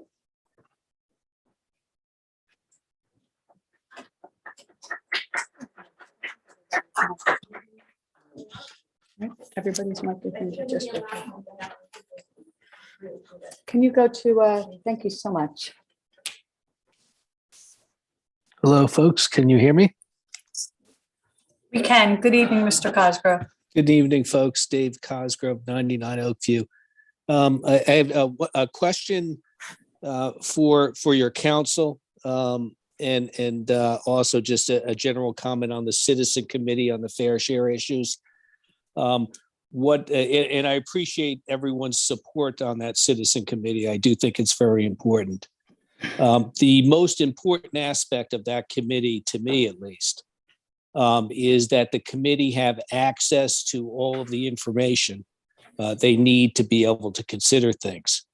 So we can't have a situation like we had with the current fair share settlement, where we're fed various excuses about why people can't know what's going on. It's imperative that that committee, in order to really reap the benefits, have access to everything with no excuses and no claims that there are court orders, et cetera. The question I had, which I believe probably is best addressed to Mr. Mariziti, is when that settlement agreement, the fair share settlement agreement, was voted on August, the second vote, August 17th, the doctrine of necessity was invoked because three of the members had conflicts or perceived conflicts. And the question I have is once that doctrine was invoked, was there a requirement that every member of the TC vote affirmatively for the settlement, meaning vote yes that they agreed to the settlement, or did they have the freedom to still vote no or to abstain? Thank you very much, folks. Thank you, Mr. Cosgrove. Thank you.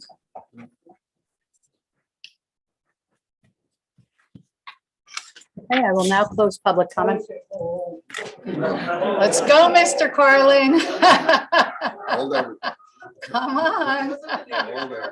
Asleep. Come on, Mr. Carlin. Mr. Carlin woke up. Take your time, Mr. Carlin. We won't close it till you've spoken.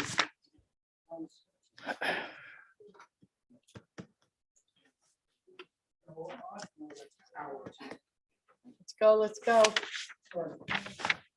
Okay. Oh, by the way, I have been a co-defendant in a defamation suit for over $1 million.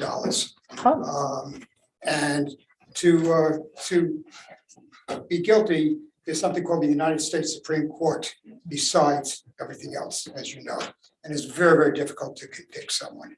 Now, I am not an attorney by any means.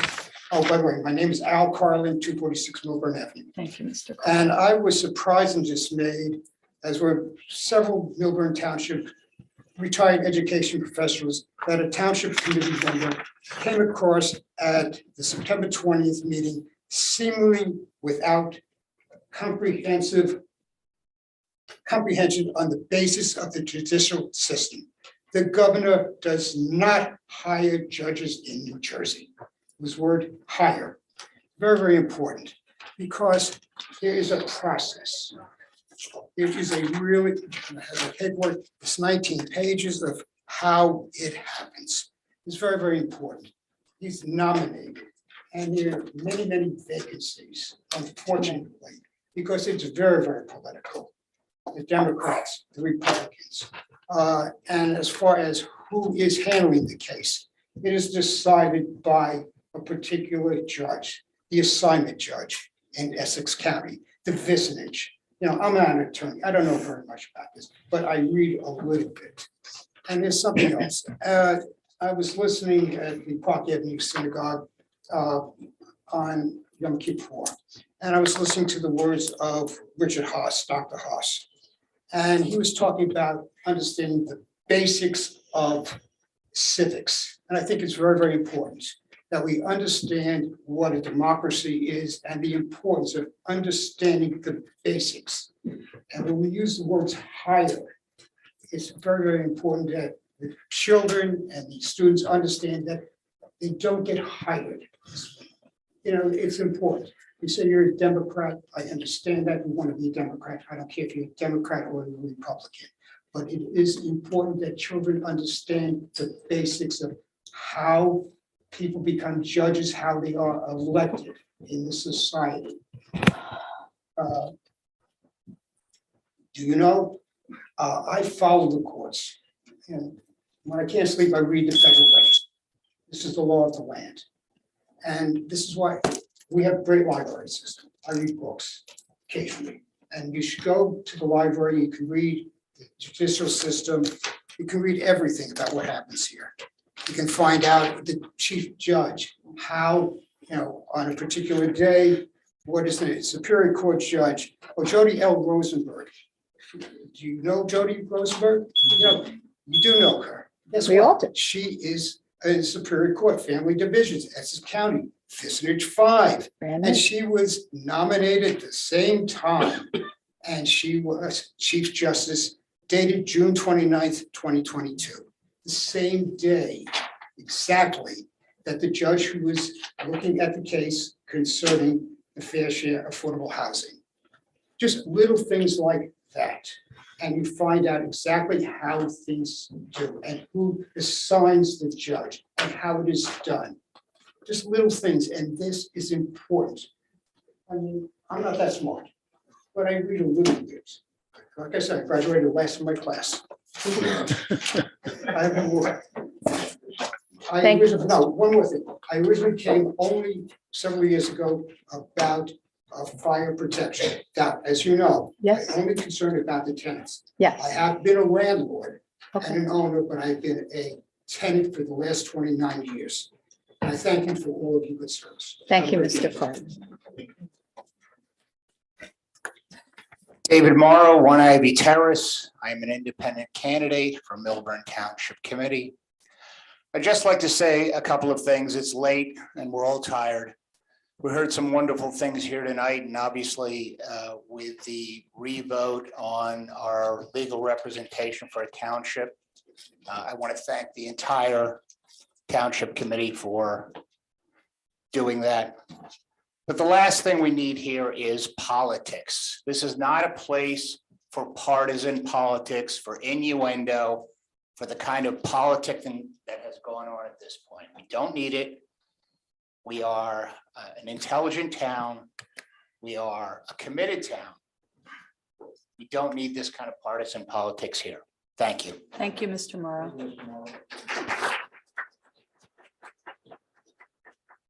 Richard Seibert, Southern Slope Drive, Milburn. I just have one comment. It's very nice in our town that we have post offices. And it's also very nice that we have these mailboxes that you can pull up to and put the mail in. I run into the meter persons in the house. I'm gonna call them meter maids.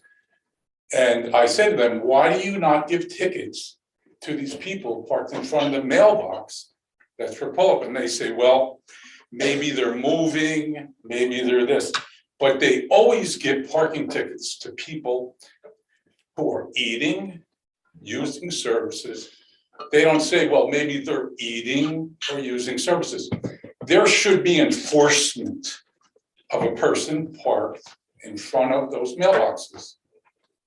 Somebody should enforce it. I said to him, the guy, just sit here, you'll make money all day long. You don't have to walk the whole town. Just sit here. You'll collect all the money you're supposed to collect. Anyway. Thank you, I Mr. use the Seibert. mailboxes, thank you. Thank you, sir. I will now close. Oh, no, we have one more online.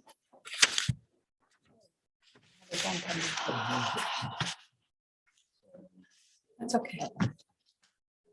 Hey, very quickly, it's late. It's Regina True at 385 Hartshorn Drive. Sorry I was there. Even I couldn't outlast the meeting. So just watching at home. Just briefly, I want to say that I'm very impressed with Maggie and how she's conducted herself as mayor under extremely difficult circumstances, very tough commentary from people who have political gain, quite frankly. And I just want to say I appreciate your leadership, and also want to remind people that Maggie was the mayor when she got elected mayor, chosen mayor rather, that she made a public comment session prior to the vote, no matter how many people begged for that vote last year. And I was one of those people who did beg for the public comment session rather to be prior to voting. I was one of the people who also requested that.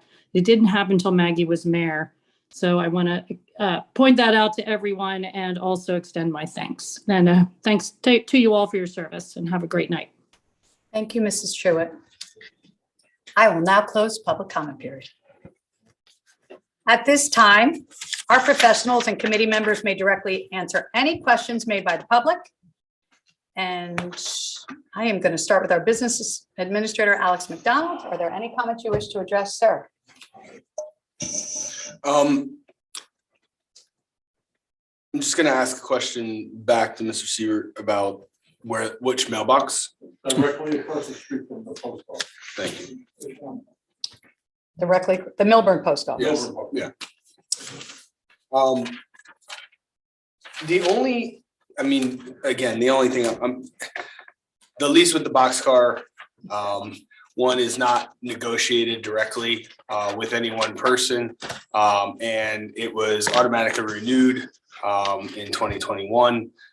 So I'm not sure why that would even come up with that individual. If anyone, he and I would have a conversation on that. The other thing is that I just want to assure the residents that we are well aware of the state health benefits and the increase that is projected. We are also continuing to look at things that the township can do. We've recently changed our dental program. We are looking at other efforts that the municipality can take to reduce costs on the health benefits, but certainly do not want to jump out of the fire and into the frying pan, or however that saying goes. So we are looking at it cautiously and making sure that we make a sound decision. We also have several public sector unions that we have to work with as well in that process. But I'm happy to be able to say that Milburn is well prepared for such things and to weather such storms. And we also are getting a lot more money in our investments than we have previously. So I think there's also a little bit of a balancing act there. Plus 35% generally of those premiums are going to be borne by our employees. So that's actually a concern of ours as well, because that increase is going to have an impact to our employees. So we're on top of it and we're well aware of it, but it's very hard to tell exactly how far into the hole we're going into the new year when we haven't even gotten through all of our revenues at this point, and the other side of the ledger. So just want to make sure everybody's aware that we are on top of it. Other than that, Mayor, I think I'm sorry, what did it say? Oh, Jesse answered Black River Design at the last meeting. We're answering the same questions over and over again. So we continue to get that too. Yeah, we're using them for, if you want to answer it again, we're utilizing. I answered it two meetings ago, but it was, we received money from the Clean Communities Fund, and that money can be used towards a mural program. So because the work is being done by Black River, the money is coming out of our grant funds that we received from Clean Communities. That's why it's coming out of the township's budget. So we get the grant, then we take the money and pay it back out. Correct. So we may even have more times where Black River Design is going to get paid again based on murals or whatever, but we're getting grant money and we're taking that money and paying them too. So It's for work that Amanda Dean is doing on behalf of the township. Okay, great. Thank you. Just wanted to make sure we got that. Wait, really quickly about that. Is there a new mural happening? They're fixing. They're fixing them. I She's think something fixing got it, damaged. Yeah, it was Fixing it. discussed at the SID meeting last week Yeah. that we're Okay. repairing. And this has come up several This is times. separate, It's not the this is first time separate Jesse from is. the Clean Communities money, Right. Got it. because that was already. Awesome. Okay, Yeah. great. And we're thank you. getting it, well, we're getting every penny's worth. He's doing a great job on that. Terrific. If I could also add, there was a question about car thefts and the police blotter. Yes. Thank you. The police department averages 20 to 25,000 calls a year. So the police blotter is a brief summary of law enforcement activity within a 2-week period. It is not the full accounting of every car theft that happens within that 2-week period. You have, I mean, it's, yeah. So what I think I'm hearing you say is that 25,000, so 2,000 calls a month, and they take a snapshot in time. They're not talking about all 2,000 calls Yes, that they the get. police Okay. department gives a snapshot of what they feel they would like to share with the public is going on within the community in that 2-week period. The KPIs are separate. The KPI is the full accounting of what we measure, sharing with the community what happens within that month, within that year. Yeah, and just to piggyback on that, to Ms. Cruz's comments, we're working on it. I appreciate that you want consistency in that, and yes, we do want that to be every 2 weeks. The only thing I can maybe think about in terms of this past instance is that we did put out a press release regarding body worn cameras, and that our police officers are now fully equipped with that, and they are live with body worn cameras. So that is that may be the only reason, but we'll continue to work on the consistency of those blotters. Alex, can I have to agree. I think there's been a lot of people that are driving too fast, or, I mean, I think we get a lot of complaints. That always seems to be it. People are driving too fast, or, that's 25 miles an hour and, all of a sudden they're doing 40. But this left-hand turn thing, I think we need to look at that sometimes. Even that there's even that left-hand turn onto Glen when you're coming up over Wyoming. Maybe we can look at that, especially because there's a lot of kids in that area at the high school. So maybe get bigger signage, or maybe throw a police officer up there, start ticketing people, and then. If Ms. Cruz wants to email me the issue, we'll certainly take a look at it. Great, thank you very much. Okay. Mr. Mariziti, do you have anything you'd like to report or say? Yes, a respond to? couple of quick things. Thank you, sir. I'll start with the direct question to me from Mr. Cosgrove that had to do with the timing and confidentiality and issues having to do with the settlement agreement back in August. I was not involved in that matter. I am not presently involved in that matter. And so I don't have an answer for that question. I don't have the facts. I don't know what happened actually there. There was a comment that I didn't reply to the question that came up about the Charter Commission. I talked about some of the procedure. There was a question I wanted to check, but when the decision was made not to go further, I didn't see any point in following up on that. There was a comment about mediation. I think that's in the Bear Properties case, and actually that matter is, as I mentioned at the last meeting, the court has postponed the non-binding arbitration. It is actually not mediation, because the issue of the discovery with respect to the leases has not been finalized. There is a dispute about the terms of the confidentiality agreement that the judge ordered be issued in order to provide for the release of those leases. So the judge has in front of him a form of order that my partner, Andrew Brewer, prepared in a very simple form, as the judge asked for. He has in front of him a proposed agreement on confidentiality that's much longer and brings in many more points that Mr. Feld has submitted, and the court has not made a decision between the two yet. So we're waiting for the court to make that decision before the matter proceeds to non-binding arbitration. That's Thank all you I so have to much. say. Mr. Wasserman, do you have anything you'd like Yes, to I just respond have to? a couple short things, and I just want to clear the record on a couple things. I had a constituent send me some pamphlet that that Mr. Sacamandi, excuse me, is handing out, I guess, and this is signed by Leah Cruz, so I'm glad you're here. And I brought it so I can show you. This basically says in the pamphlet that the TC voted unanimously to approve the settlement agreement with New Jersey Fair Share Housing, then kept the deal secret for 5 months.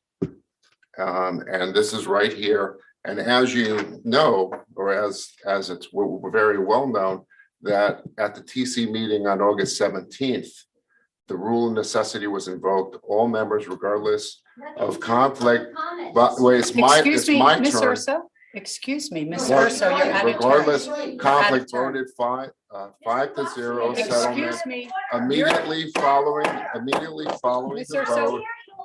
Miss Immediately Urso. following the vote, Miss Urso. Beth McManus, but the mayor runs the meeting. You don't. That's correct. And I am playing by the Miss rules. Urso, This was I'm brought gonna to me warn by you. constituents, Miss and I Urso, want to clear the air. I'm gonna And I warn you. like Mr. Sacamandi. Stop it. Stop it. No, he doesn't. No, I don't.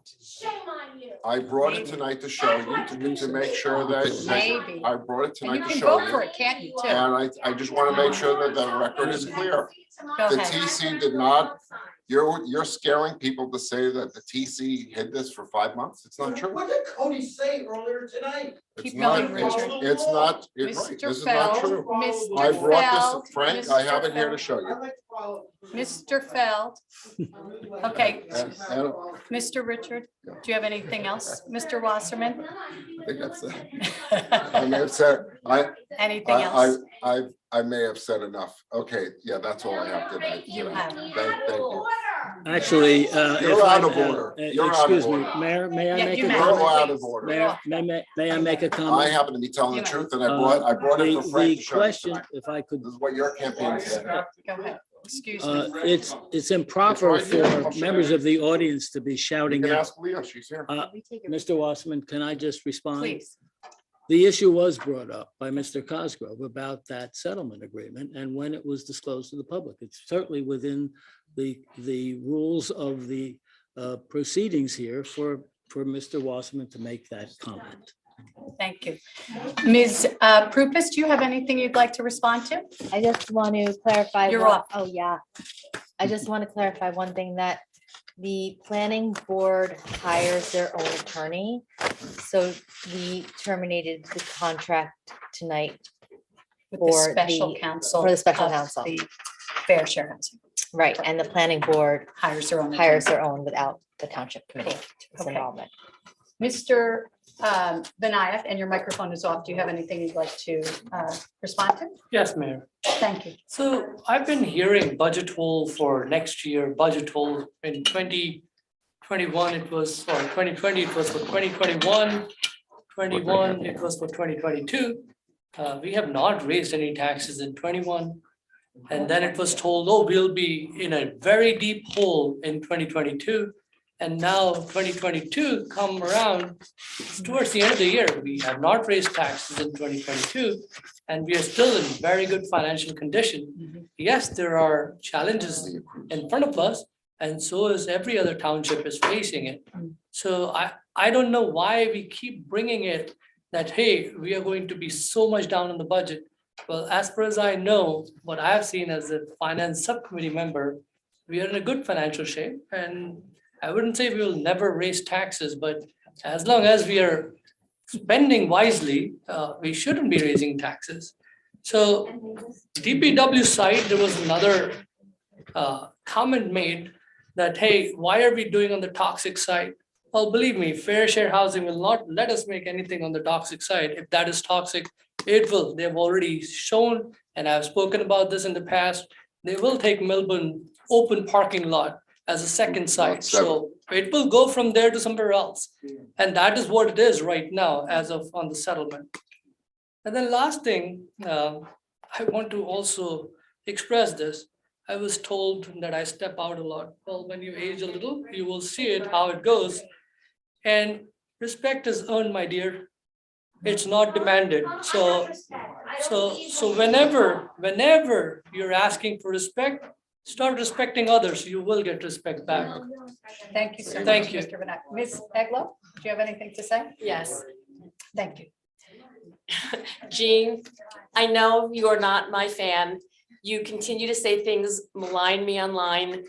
But you do have the courage to come up in person and say things. But you can ask Mr. Cosgrove at the Board of Ed Forum debate. I gave him credit. You were there, you saw it, you heard it. So we thank Dave Cosgrove for bringing this to our attention. Some things we think of on our own, some things we get from the public. But we do think of a lot of things on our own. Dominic, you're right. When people are on Zoom, like last night during the Indian American Association, Frank, you were typing. And I only know because people called me this morning and said, as they were watching me speak on Zoom, your face kept popping up because you were continuously typing. I don't know who you were communicating with during the forum, but to somebody. So you're right, Dominic, it does distract when you're on Zoom.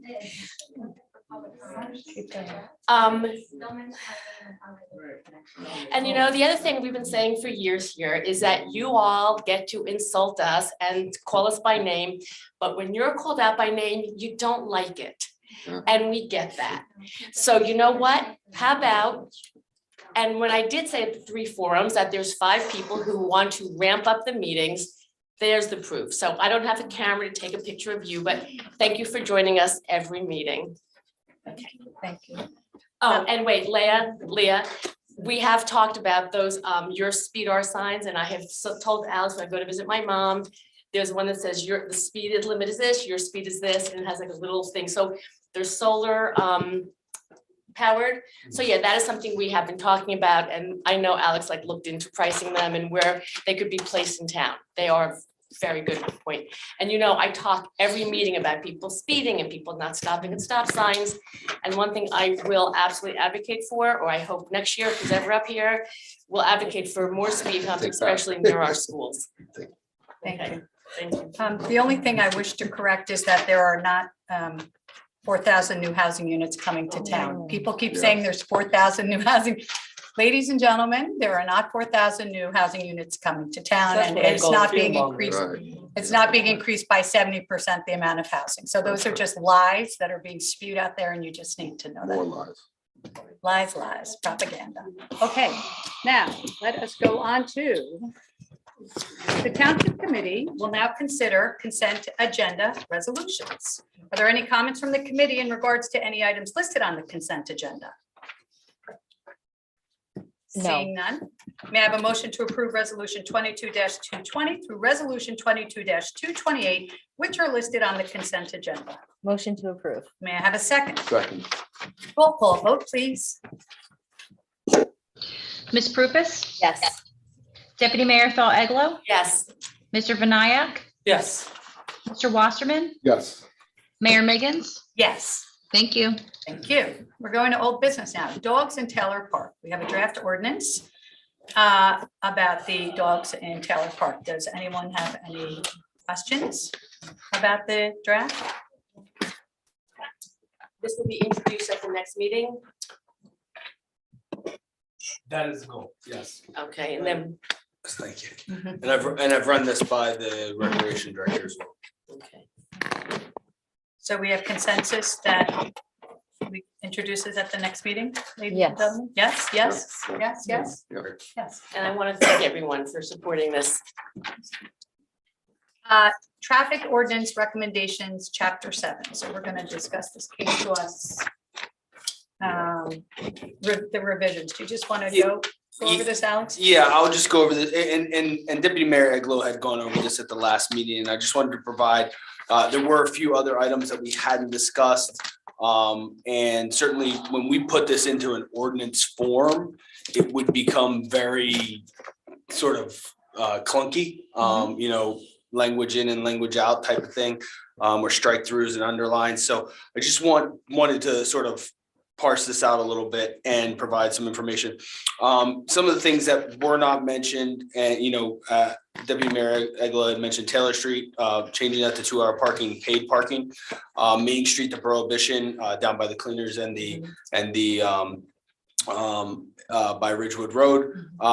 one of the things that we had discussed quite a bit was in the parking ad hoc was the reconfiguration of lot 2 or the parking deck, and reallocation of the spaces. Right now it is completely underutilized in terms of commuters.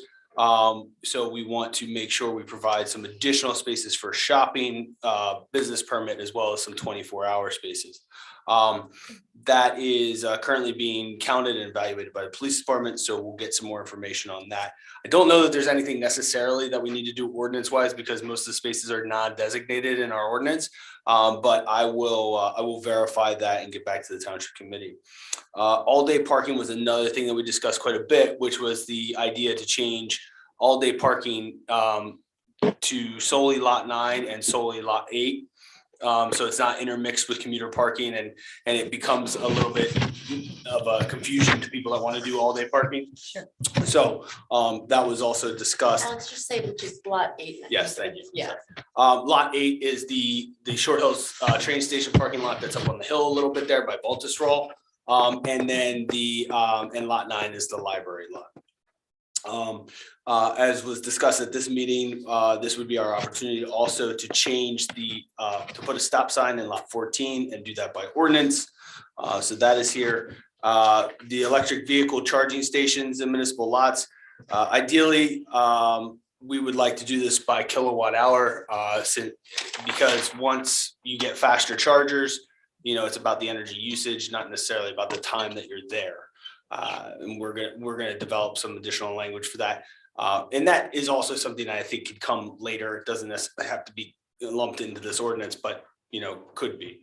2-hour parking consistency on the streets. And then we have on the books this hourly business permit parking. This was established for Upper Milburn Avenue at one point.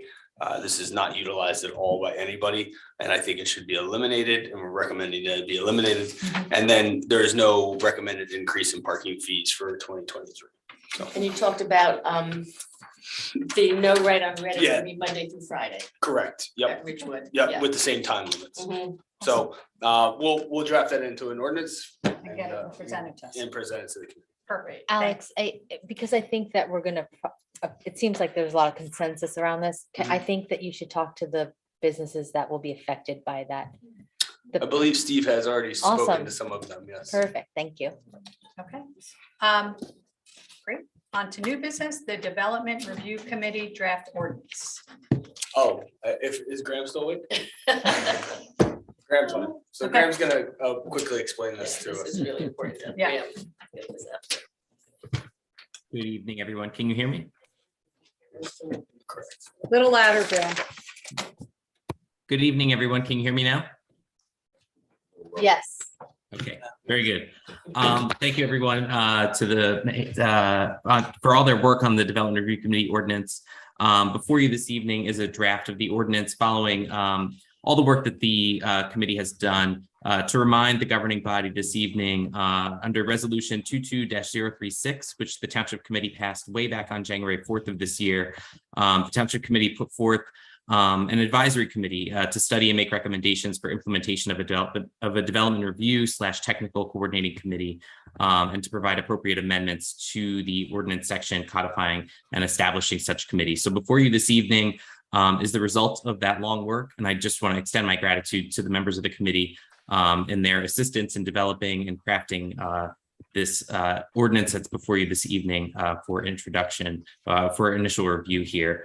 The ordinance essentially creates sections that set forth the establishment of the Development Review Committee, composition of the membership, and referral and incorporation of any professionals or other individuals that will provide benefit to review, and also sets forth explicit responsibilities for the Development Review Committee. Essentially, the Development Review Committee will review site plan applications filed to the Planning Board and/or the Zoning Board in advance of any appearance before the land use boards. This will allow for an advisory opportunity before proceeding to the public hearing for any technical amendments or corrections, and to also understand consistency with the ordinance requirements or site design standards, to make sure that applications move efficiently and effectively over to the corresponding land use boards for review.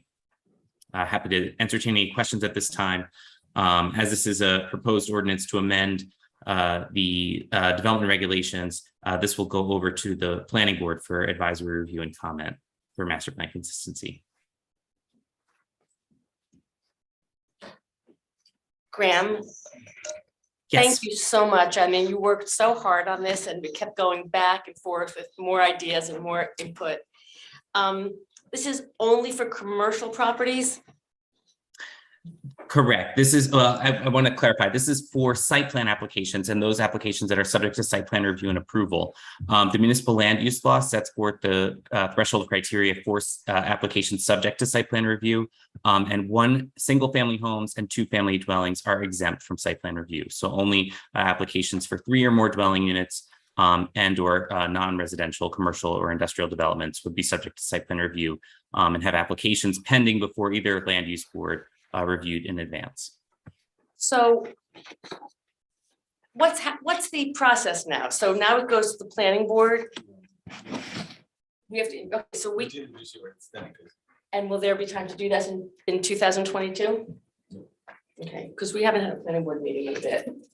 Our next one is November, I think. Okay. Yes, it's, Yeah. it's No, November. we have to introduce it here though first before it goes to Correct. planning board. So It goes there. this was something we've been talking about for many years. I think everyone knows that Milburn is a difficult place to get through the planning board process and the board of adjustment process. And this will really help our reputation with commercial real estate brokers who they're usually their first stop is they call either the CID or Christine Gaddy. So I think this is just a really positive movement for the township.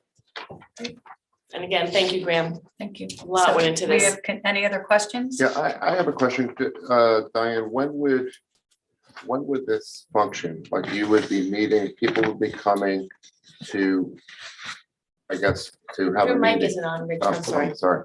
So my question is more mechanical. When would people would come to present their plans? What are the hour, like when would people engage this committee? Like when would people be able to come to town hall and say, okay, here's my plans, you know, like what are there hours of operation for this? So what happens is it would go to the review committee to see if their application is complete. And then it decides, I guess Eileen decides if it's planning board or board of adjustment. And then I think, Graham, and correct me if I'm wrong, they would just be get together with a meeting if there's an application. As needed. Yeah, as needed. Yeah, that's correct. I can expound upon the process a little bit. So following filing of the application to one of either the planning board or the zoning board of adjustment, the land use administrator, in this case, either Eileen Davitt or Martha Callahan, will review the application for completeness and deem the application complete. Once the application is deemed complete, it will be referred to this new body, the Development Review Committee, to review the application for technical conformance with the site design standards. Are the driveways wide enough? Is it safe? Is there curbing provided? These other types of site elements. The Development Review Committee, as you note under the membership section, avails itself of 1 or 2 board members from each the planning board and the zoning board, as well as professionals as needed, police, fire, the engineer as well. And this allows for the applicant to sit down with professionals to review these details and correct any omissions or issues prior to proceeding to full hearings before the board. The intent is for this to be a more efficient process so that the board is seeing a more complete and ready application that's kind of gone through public safety screens and other screens to ensure that those issues have been addressed in development of the plans. Right, and the one thing on 417.1, it says that the Development Review Committee may also be empowered by the planning board to act as a minor site plan committee to conduct reviews and approvals of all minor site plan applications that do not require variance relief. So that's really important. Yes, that's correct. The ordinance as drafted allows the planning board the option to, avail that authority down to the Development Review Committee. And those would be as of right applications for minor site improvements. Right. So this could also potentially save a lot of time once you're in front of the planning board and you bring your planner, your architect, your attorney, you're paying thousands and thousands of dollars. If you can get in front of the planning board with a complete, almost approved application, you're in much better position to be done in one evening or even get more applications before the board in one night. So, Any other questions? No? Okay. Okay. Thank you, Graham. Yes, Have a thank you. lovely evening. Thanks, and Graham. good night. May I have a motion to adjourn the meeting? Motion. May I have a second? Second. All those in favor? Aye. Aye. Good night, Milburn Short Hills.